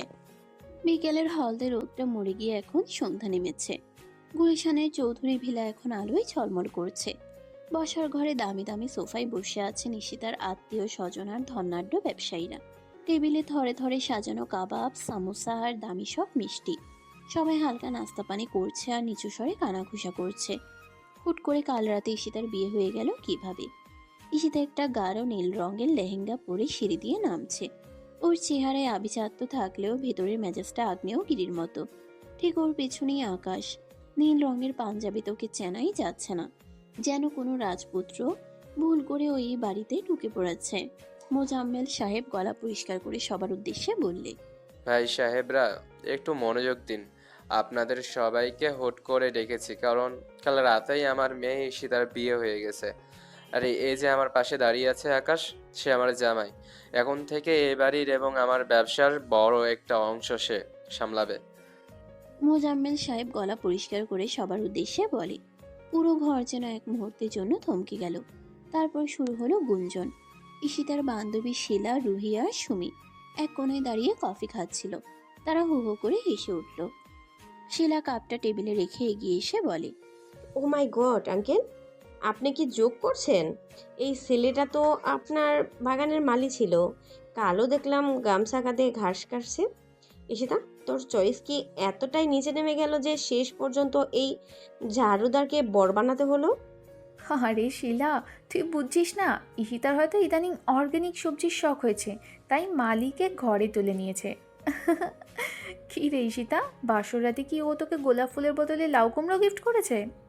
ঈশিতার অপমানে শরীর কাঁপছে, কিন্তু ও এখন সবার সামনে আকাশকে ছোট করতে চায়।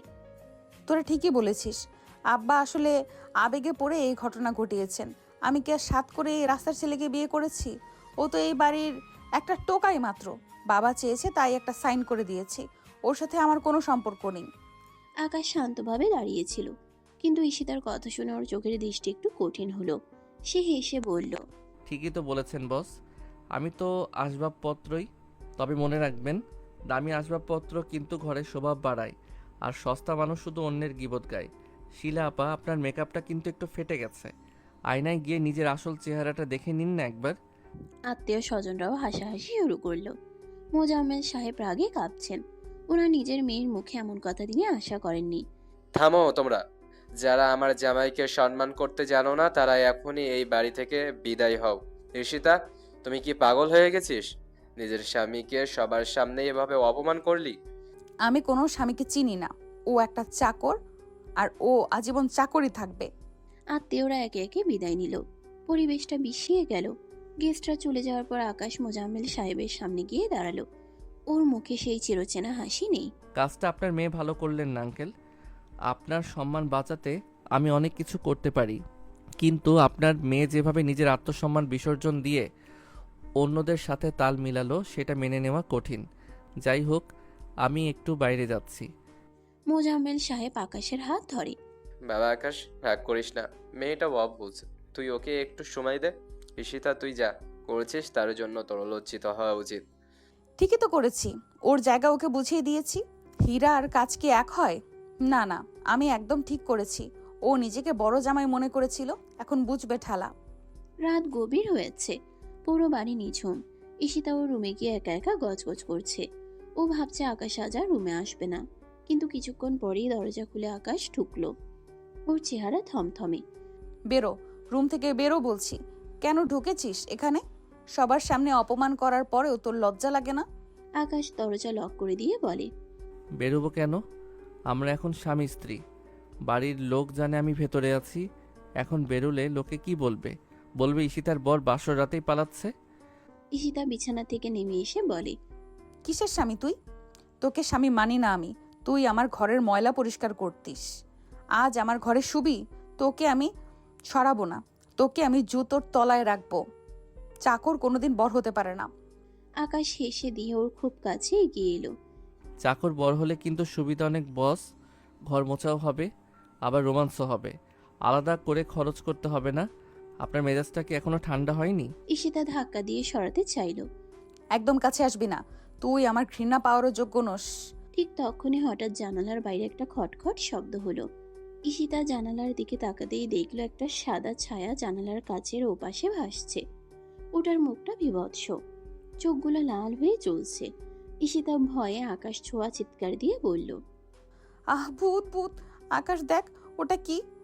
ঈশিতা ভয়ে হিতাহিত জ্ঞান হারিয়ে এক লাফে গিয়ে আকাশকে জড়িয়ে ধরল। ওর মুখটা আকাশের বুকে গুজে দিল। ও তরতর করে কাঁপছে। আকাশ প্রথমে একটু অবাক হলো, তারপর ও ঈশিতাকে শক্ত করে বুকের সাথে ঝাপটে ধরল। শান্ত হন ঈশিতা, আমি আছি তো।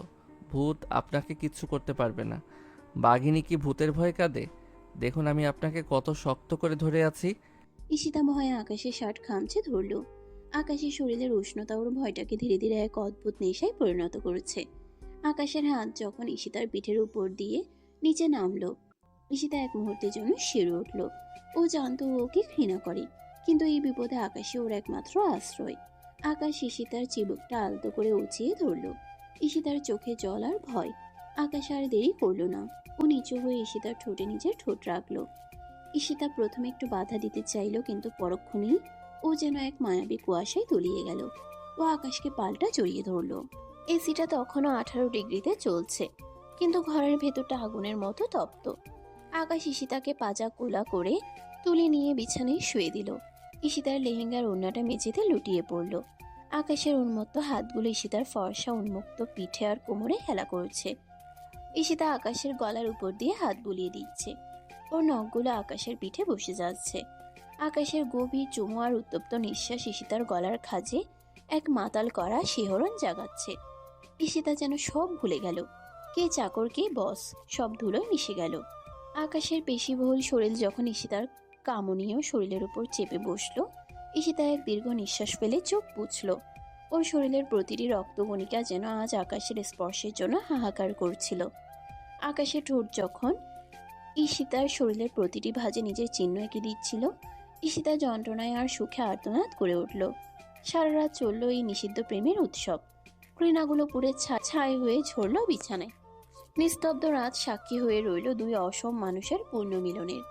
ঈশিতার হুঁশ ফিরল রাত 3টেই। সে দেখল সে আকাশের বুকের উপর মাথা রেখে অঘরে ঘুমাচ্ছে, চাদর দিয়ে দুজনেই ঢাকা। হঠাৎ ওর মনে পড়ল কাল কি হয়েছে। সে এক ঝটকায় উঠে বসলো। ঈশিতা নিজের পোশাক ঠিক করতে করতে চিৎকার করে, এ কি করলাম আমি? ছি ছি, তুই আমাকে ম্যানুপুলেট করেছিস, তুই আমার সাথে। আকাশ আলসেমি করে চোখ খুলে শুয়ে থেকেই হাসলো।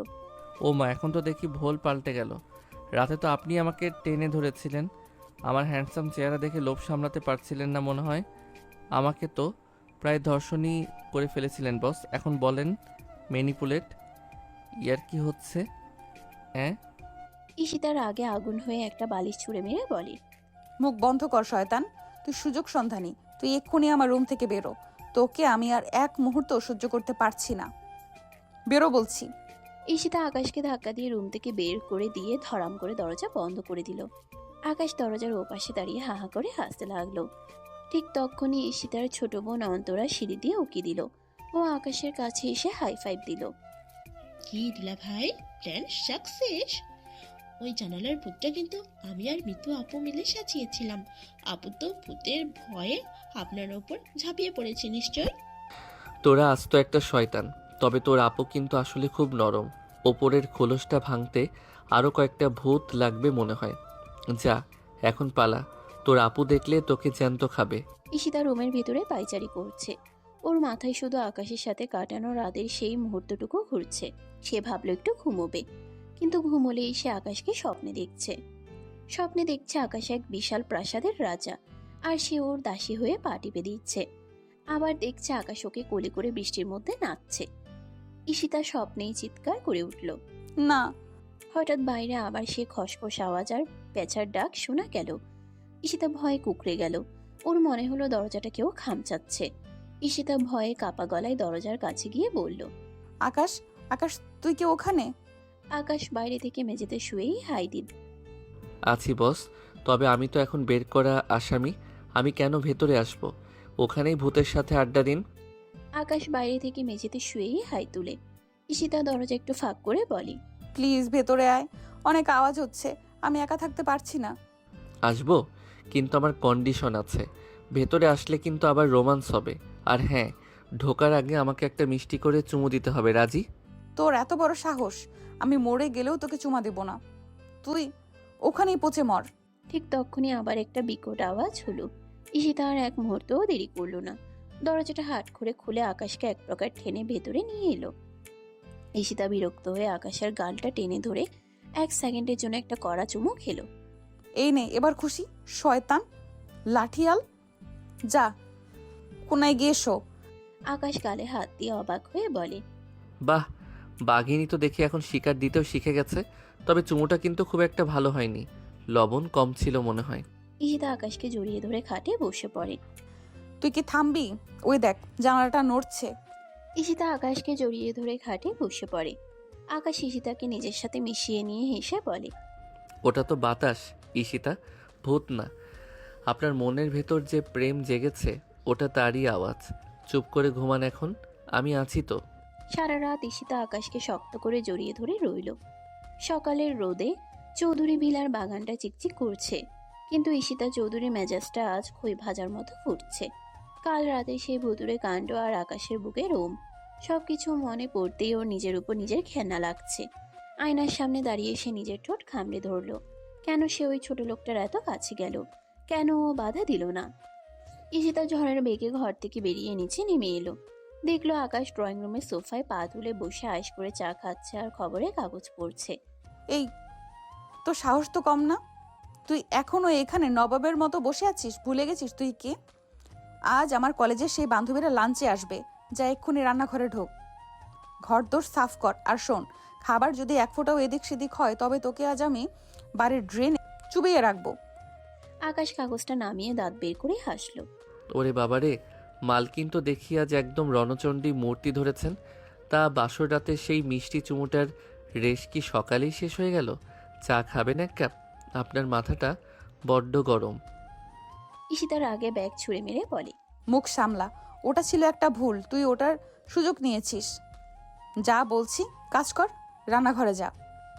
আকাশ হেলতে দুলতে উঠে দাঁড়ায়। যাচ্ছি বস, যাচ্ছি। তবে একটা কথা বলে রাখি, আমি কিন্তু শুধু ডাল ভাত আর আলু ভর্তা রাঁধতে পারি। আপনার বান্ধবীদের কি ওইসব খাওয়াবো, নাকি আপনি একটু হাত লাগাবেন? আমি তো বিরিয়ানি রাঁধতে জানি না। তুই কিচ্ছু জানিস না। কাল তো বড় বড় কথা বললি, তোকে দিয়ে কিচ্ছু হবে না। চল আমার সাথে, তোকে আজ আমি রান্না শেখাবো আর হাড় ভাঙা খাটুনি খাটাবো। চল। রান্নাঘরে এখন এলাহি কাণ্ড।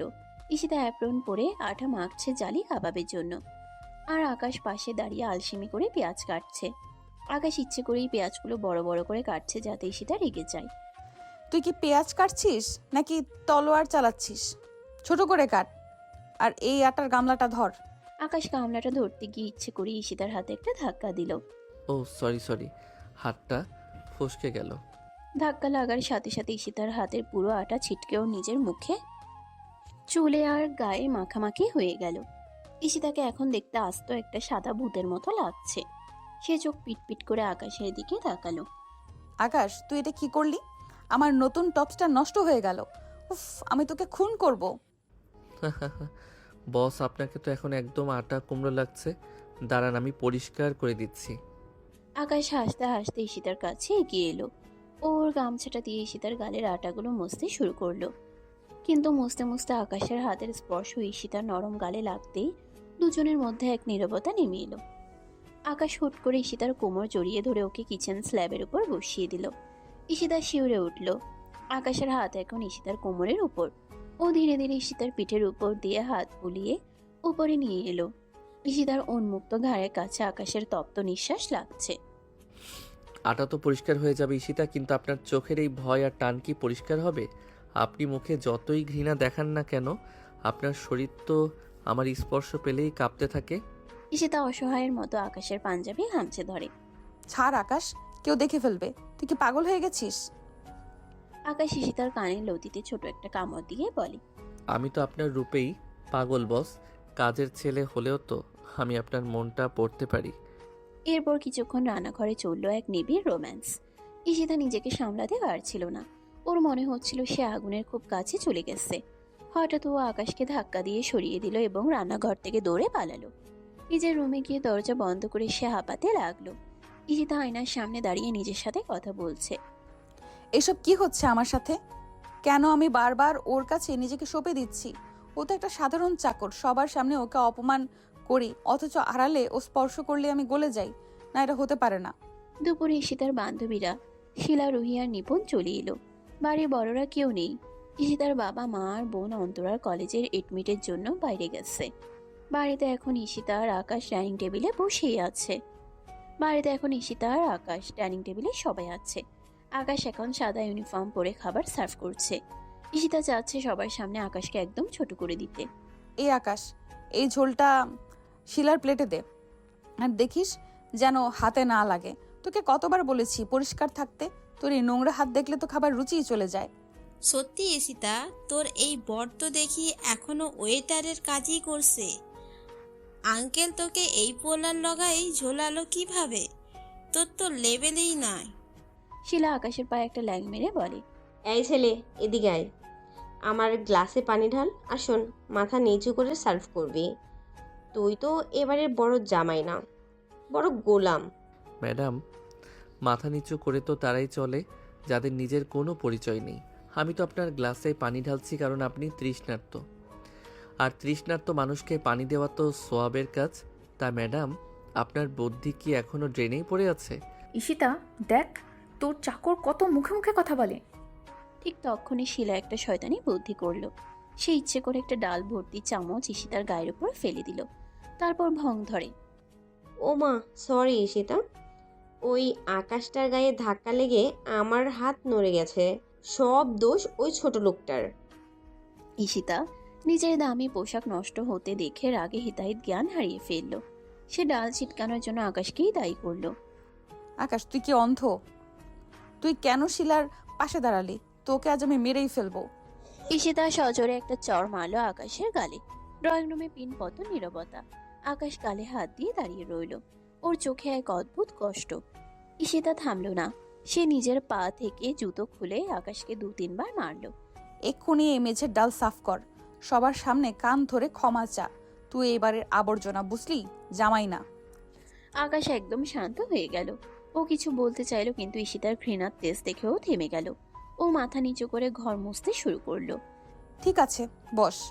আপনার রাগ যদি এতেই কমে তবে আমি তাই করব। ঠিক সেই মুহূর্তে ঈশিতার বাবা মোজাম্মেল সাহেব, মা আর অন্তরা বাড়িতে ঢুকলো। তারা ড্রয়িং রুমে আর অবস্থা দেখে স্তব্ধ হয়ে গেল। আকাশ মেঝেতে বসে ডাল মুছছে আর ঈশিতার বান্ধবীরা হাসাহাসি করছে। ঈশিতা, এটা কি হচ্ছে? আকাশ মেঝে মুছছে কেন? আর এই মেয়েগুলো আমার জামাইকে নিয়ে হাসছে। আব্বা, ও আমার দামি জামা নষ্ট করেছে। ও একটা ছোট লোক, ওকে আমি ওর জায়গা বুঝিয়ে দিচ্ছি। তুমি মাঝখানে কথা বলো না। মোজাম্মেল সাহেব রাগে কাঁপতে কাঁপতে শিলা আর বাকিদের দিকে তাকালেন।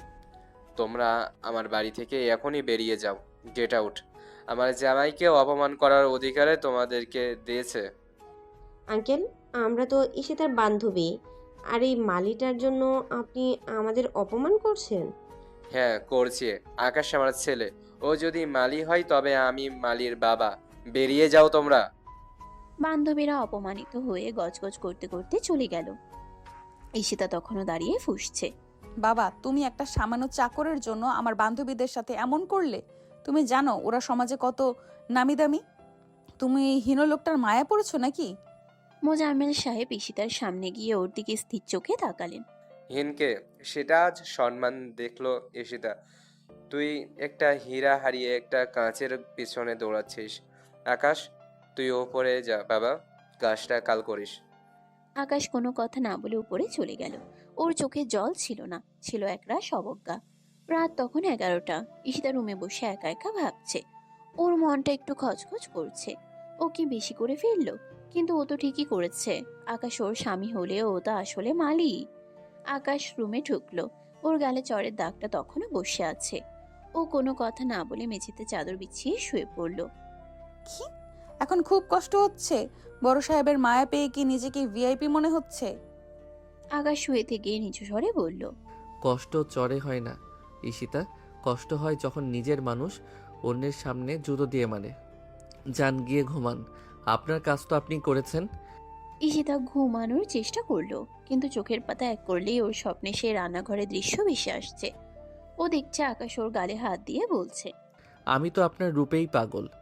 আমার স্বপ্নে দেখছে আকাশ ওকে ছেড়ে চলে যাচ্ছে, আর ঈশিতা রাস্তায় দাঁড়িয়ে চিৎকার করে কাঁদছে। ঈশিতা ঘুমের ঘোরেই ঢুকরে উঠল।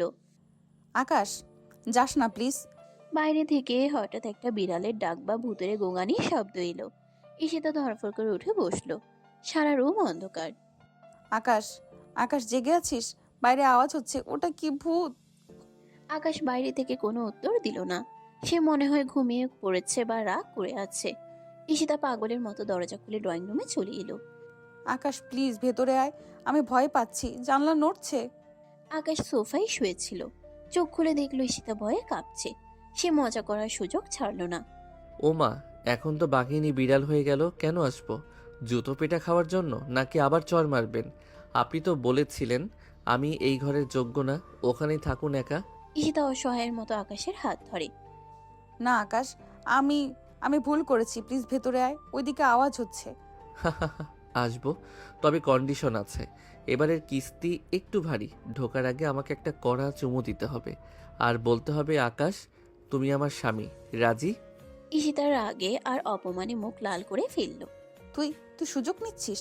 আমি কখনো বলবো না, তুই এখানেই থাক। ঠিক তখনই একটা বজ্রপাতের শব্দ হলো আর জানালার কাজটা ঝনঝন করে উঠল। ঈশিতা চিৎকার দিয়ে আকাশকে জড়িয়ে ধরল। ঈশিতা বিরক্ত হয়ে আর ভয়ে বলে, ঠিক আছে দিচ্ছি, এই নে। সে আকাশের কপালে আর গালে হুটহাট করে দুটো কড়া চুমু খেলো। আকাশ তুই আমার বর, এবার খুশি? এখন ভেতরে চল। আকাশ হেসে দিয়ে ঈশিতাকে পাজা কোলা করে কোলে তুলে নিল। বাহ, বাঘিনী তো দেখি এখন ট্রেন্ড হয়ে গেছে। তবে এবার কিন্তু রোমান্সটা অন্য লেভেলের হবে বস, তৈরি তো? আকাশ ঈশিতাকে কোলে করে রুমে নিয়ে এলো। দরজা বন্ধ হতেই শুরু হলো এক নতুন ঝগড়া আর রোম্যান্সের দাঙ্গা। ঈশিতা যত রাগ করছে আকাশ ততই ওকে আদর দিয়ে কোণঠাসা করে ফেলছে। রাত কেটে যাচ্ছে খুনছুটি আর এক পশলা বৃষ্টির ছোঁয়ায়। দুজনের মনে ঘৃণা থাকলেও শরীরের স্পর্শ আজ অন্য কোনো গল্প লিখছিল। সকালে আকাশ কিছু না বলে চুপচাপ ঘর থেকে বেরিয়ে গেল। গতকালে সে অপমানের পর চৌধুরী বিরার পরিবেশটা একদম থমথমে হয়ে আছে। রাতে দুজনের অনাকাঙ্ক্ষিত রোম্যান্স হলেও আকাশ আজ সকাল থেকে কারোর সাথে কোনো কথা বলেনি। সে চুপচাপ বাগানে গিয়ে নিজের পুরনো মালি ড্রেসটা পরে কাজ করছে। ঈশিতা বারান্দা থেকে দেখছিল আকাশের গালে ওর হাতে চরের দাগটা তখনও হালকা লাল হয়ে আছে। ঈশিতার মনের ভেতরে এক অদ্ভুত অপরাধবোধ কাজ করছে, কিন্তু ওর অহংকার ওকে ক্ষমা চাইতে দিচ্ছে না। হঠাৎ ঈশিতার ফোনে একটা মেসেজ এলো। আরমান পাঠিয়েছে, ঈশিতা, আমাকে করা কলেজের সেই অপমানের শোধ আমি নেবই।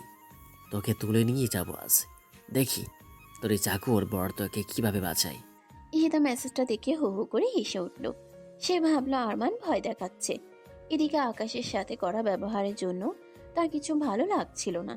সে বাড়ি থেকে বের হয়ে নিজের গাড়ি নিয়ে একাই ড্রাইভ করে বের হলো, কিন্তু ও জানতো না আরমানের শয়তানি বুদ্ধি কতদূর গড়াতে পারে। শহরে নির্জন একটা রাস্তার মোড়ে আসতেই ঈশিতার গাড়ির সামনে দুটো কালো রঙের জিপ এসে থামলো। ঈশিতা ব্রেক কষলো। গাড়ি থেকে নামলো আরমান আর ওর ভাড়াটে গুন্ডারা। আরমানের হাতে একটা পিস্তল। আরমান শয়তানি হাসি দিয়ে বলে, কি রে ঈশিতা, খুব তো তেজ তোর। তোর এই মালি বরকে সারা আজ তুই একা কেন? চল আমার সাথে, তোকে আজ আমি এমন জায়গায় নিয়ে যাব যেখান থেকে কেউ তোকে খুঁজে পাবে না।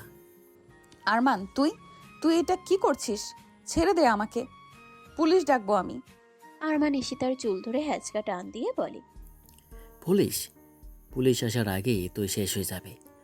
তোকে আজ আমি শিক্ষা দেব যে আরমানকে অপমান করলে কি হয়। ঠিক তখনই একটা মোটরসাইকেল প্রচন্ড গতিতে এসে আরমানের জিপের সামনে থামলো। মোটরসাইকেল থেকে নামলো আকাশ। ওর পরনে সেই পুরনো ড্রেস, হাতে বাগান কাটার একটা কাঁচি, কিন্তু ওর চোখের দৃষ্টি আজ আগুনের মতো জ্বলছে। আরমান সাহেব, ঈশিতা ম্যামের গায়ে হাত দেওয়ার আগে আপনার হাত দুটো আমার এই কাঁচি দিয়ে কেটে ফেলে দিব, ছেড়ে দিন ওকে। আরে বালি হিরো চলে আসছে, দেখ তোরা, এই চাকরটা এখন আমাকে ভয় দেখাচ্ছে। আকাশ, তুই কি জানিস আমার হাতে কি? এটা খেলনা না, এখনই পালা, নয়তো তোকে কুকুরের মতো মেরে ফেলবো। আকাশ এক পা করে এগিয়ে এসে বলে, মরতে তো একদিন হবেই সাহেব, তবে আজ যদি আমার বসের সম্মানের জন্য মরি তবে ওটাই হবে আমার জীবনের সবচেয়ে বড় সার্থকতা। ঈশিতা আপনি গাড়িতে উঠে পালান, আমি এদের সামলাচ্ছি। আরমান রাগে অন্ধ হয়ে পিস্তলটা আকাশের দিকে তাক করলো। ঈশিতা চিৎকার করে উঠল, আকাশ না। ঠিক তখনই আরমান ট্রিগার টিপল। ঠাস একটা বিকট শব্দ। ঈশিতা দেখলো আকাশ ওর সামনে এসে দাঁড়িয়েছে। গুলিটা সরাসরি আকাশের বাম কাঁধে লাগলো।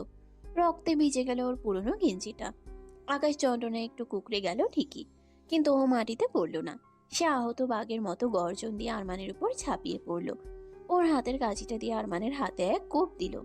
আরমান ব্যথায় চিৎকার করে পিস্তলটা ফেলে দিল। ঠিক সেই মুহূর্তে সাইরেন বাজিয়ে পুলিশ এসে হাজির হলো। আকাশ আসার আগেই মিতুকে দিয়ে পুলিশে খবর পাঠিয়েছিল। আরমান আর ওর গুন্ডাদের পুলিশ ধরে নিয়ে গেল। আকাশ তখন রক্তে ভেজা অবস্থায় মাটির উপর হাঁটু গেড়ে বসে পড়েছে। ঈশিতা দৌড়ে এসে আকাশকে জড়িয়ে ধরলো। ওর দু হাতে এখন আকাশের গরম রক্ত। আকাশ তুই কেন করলি? কেন তুই আমার সামনে এলি? আমি তোকে কত অপমান করেছি, জুতো দিয়ে মেরেছি, তুই কেন আমাকে বাঁচাতে গেলি? আকাশ দুর্বলভাবে হাসলো। ওর ঠোঁট কাঁপছে। ঈশিতা আকাশের মুখটা নিজের বুকে চেপে ধরে অঝরে কাঁদছে। না আকাশ, আমি ভুল করেছি, আমি অন্ধ ছিলাম। তুই চাকর নোস, তুই আমার জীবন, তুই আমার স্বামী। প্লিজ আকাশ, চোখ বন্ধ করিস না। আমি তোকে ছাড়া বাঁচবো না। আমি তোকে ভালোবাসি আকাশ, ভালোবাসি। আকাশ ঈশিতার চোখের পানি মুছে দিয়ে বলে, এই তো এই কথাটা শোনার জন্যই তো এত নাটক করলাম। এখন একটু শান্তিতে ঘুমানো যায়। 3 মাস পর চৌধুরী বেলা ড্রয়িং রুমে আজ উৎসবের আমেজ। আকাশ এখন পুরোপুরি সুস্থ। সে এখন আর মালি ড্রেস পরে না। সে এখন কোম্পানির ম্যানেজিং ডিরেক্টর। ঈশিতা ওর পাশে বসে আছে, ওর মাথায় ঘোমটা। ঈশিতার বান্ধবী শিলা আর রুহিও এসেছে, কিন্তু আজ তারা খুব বিনয়ী। দেখলি তো ঈশিতা, হীরা চিনতে ভুল করেছিলি। আকাশ শুধু আমার জামাই না, ও এই বাড়ির প্রাণ। আর ও কেন চাকর ও ছিল না, ও ছিল তালুকদার গ্রুপের এমডি। অথচ চাকর সেজে তোর অপমান সয়েছে, এ বাড়ি এসেছে শুধু তোকে ভালোবাসে বলে। ঈশিতা আকাশের হাত শক্ত করে ধরে ওর দিকে তাকালো। আমি জানি আব্বা, আমি অনেক বড় ভুল করেছি। আকাশ, তুই কি আমাকে সত্যিই ক্ষমা করেছিস? আকাশ সবার সামনে ঈশিতার কানের কাছে মুখ নিয়ে ফিসফিস করে, ক্ষমা তো সেদিনই করে দিয়েছি, যেদিন আপনি বাসরাতে ফুলদানি দিয়ে আমার কপাল ফাটিয়েছিলেন। তবে বস, আজ রাতে কিন্তু কোনো ঝগড়া হবে না। আজ শুধু রোমান্স হবে। আর এবার কিন্তু কোনো ভূত লাগবে না আমাকে জড়িয়ে ধরার জন্য। ঈশিতা লজ্জায় লাল হয়ে আকাশের বুকে একটা কিল মেরে বলে, তুই না একটা শয়তান, সারা জীবন আমার সাথেই থাকবি তো? আকাশ ঈশিতার কপালে একটা গভীর চুমু দিয়ে বলে, সারা জীবন কেন, 7 জনম শুধু তোর মালি হয়েই থাকবো, তোর মনের বাগানের ফুলগুলো ফোটানোর জন্য। ঈশিতা আর আকাশ দুজনে হাসতে লাগলো। বাইরের আকাশে তখন এক চিলতে চাঁদ উঠেছে। ঘৃণা আর অপমানের যে দেওয়াল একসময় ঈশিতা তুলেছিল, আজ তা ভালোবাসার জোয়ারে ধুয়ে মুছে সাফ হয়ে গেছে। এক জেদি মালকিন আর এক দাঙ্গাবাজ কাজের ছেলের এই অসম লড়াই শেষ পর্যন্ত এক পূর্ণ রোমান্টিক পরিণয়ে শেষ হলো। সমাপ্ত।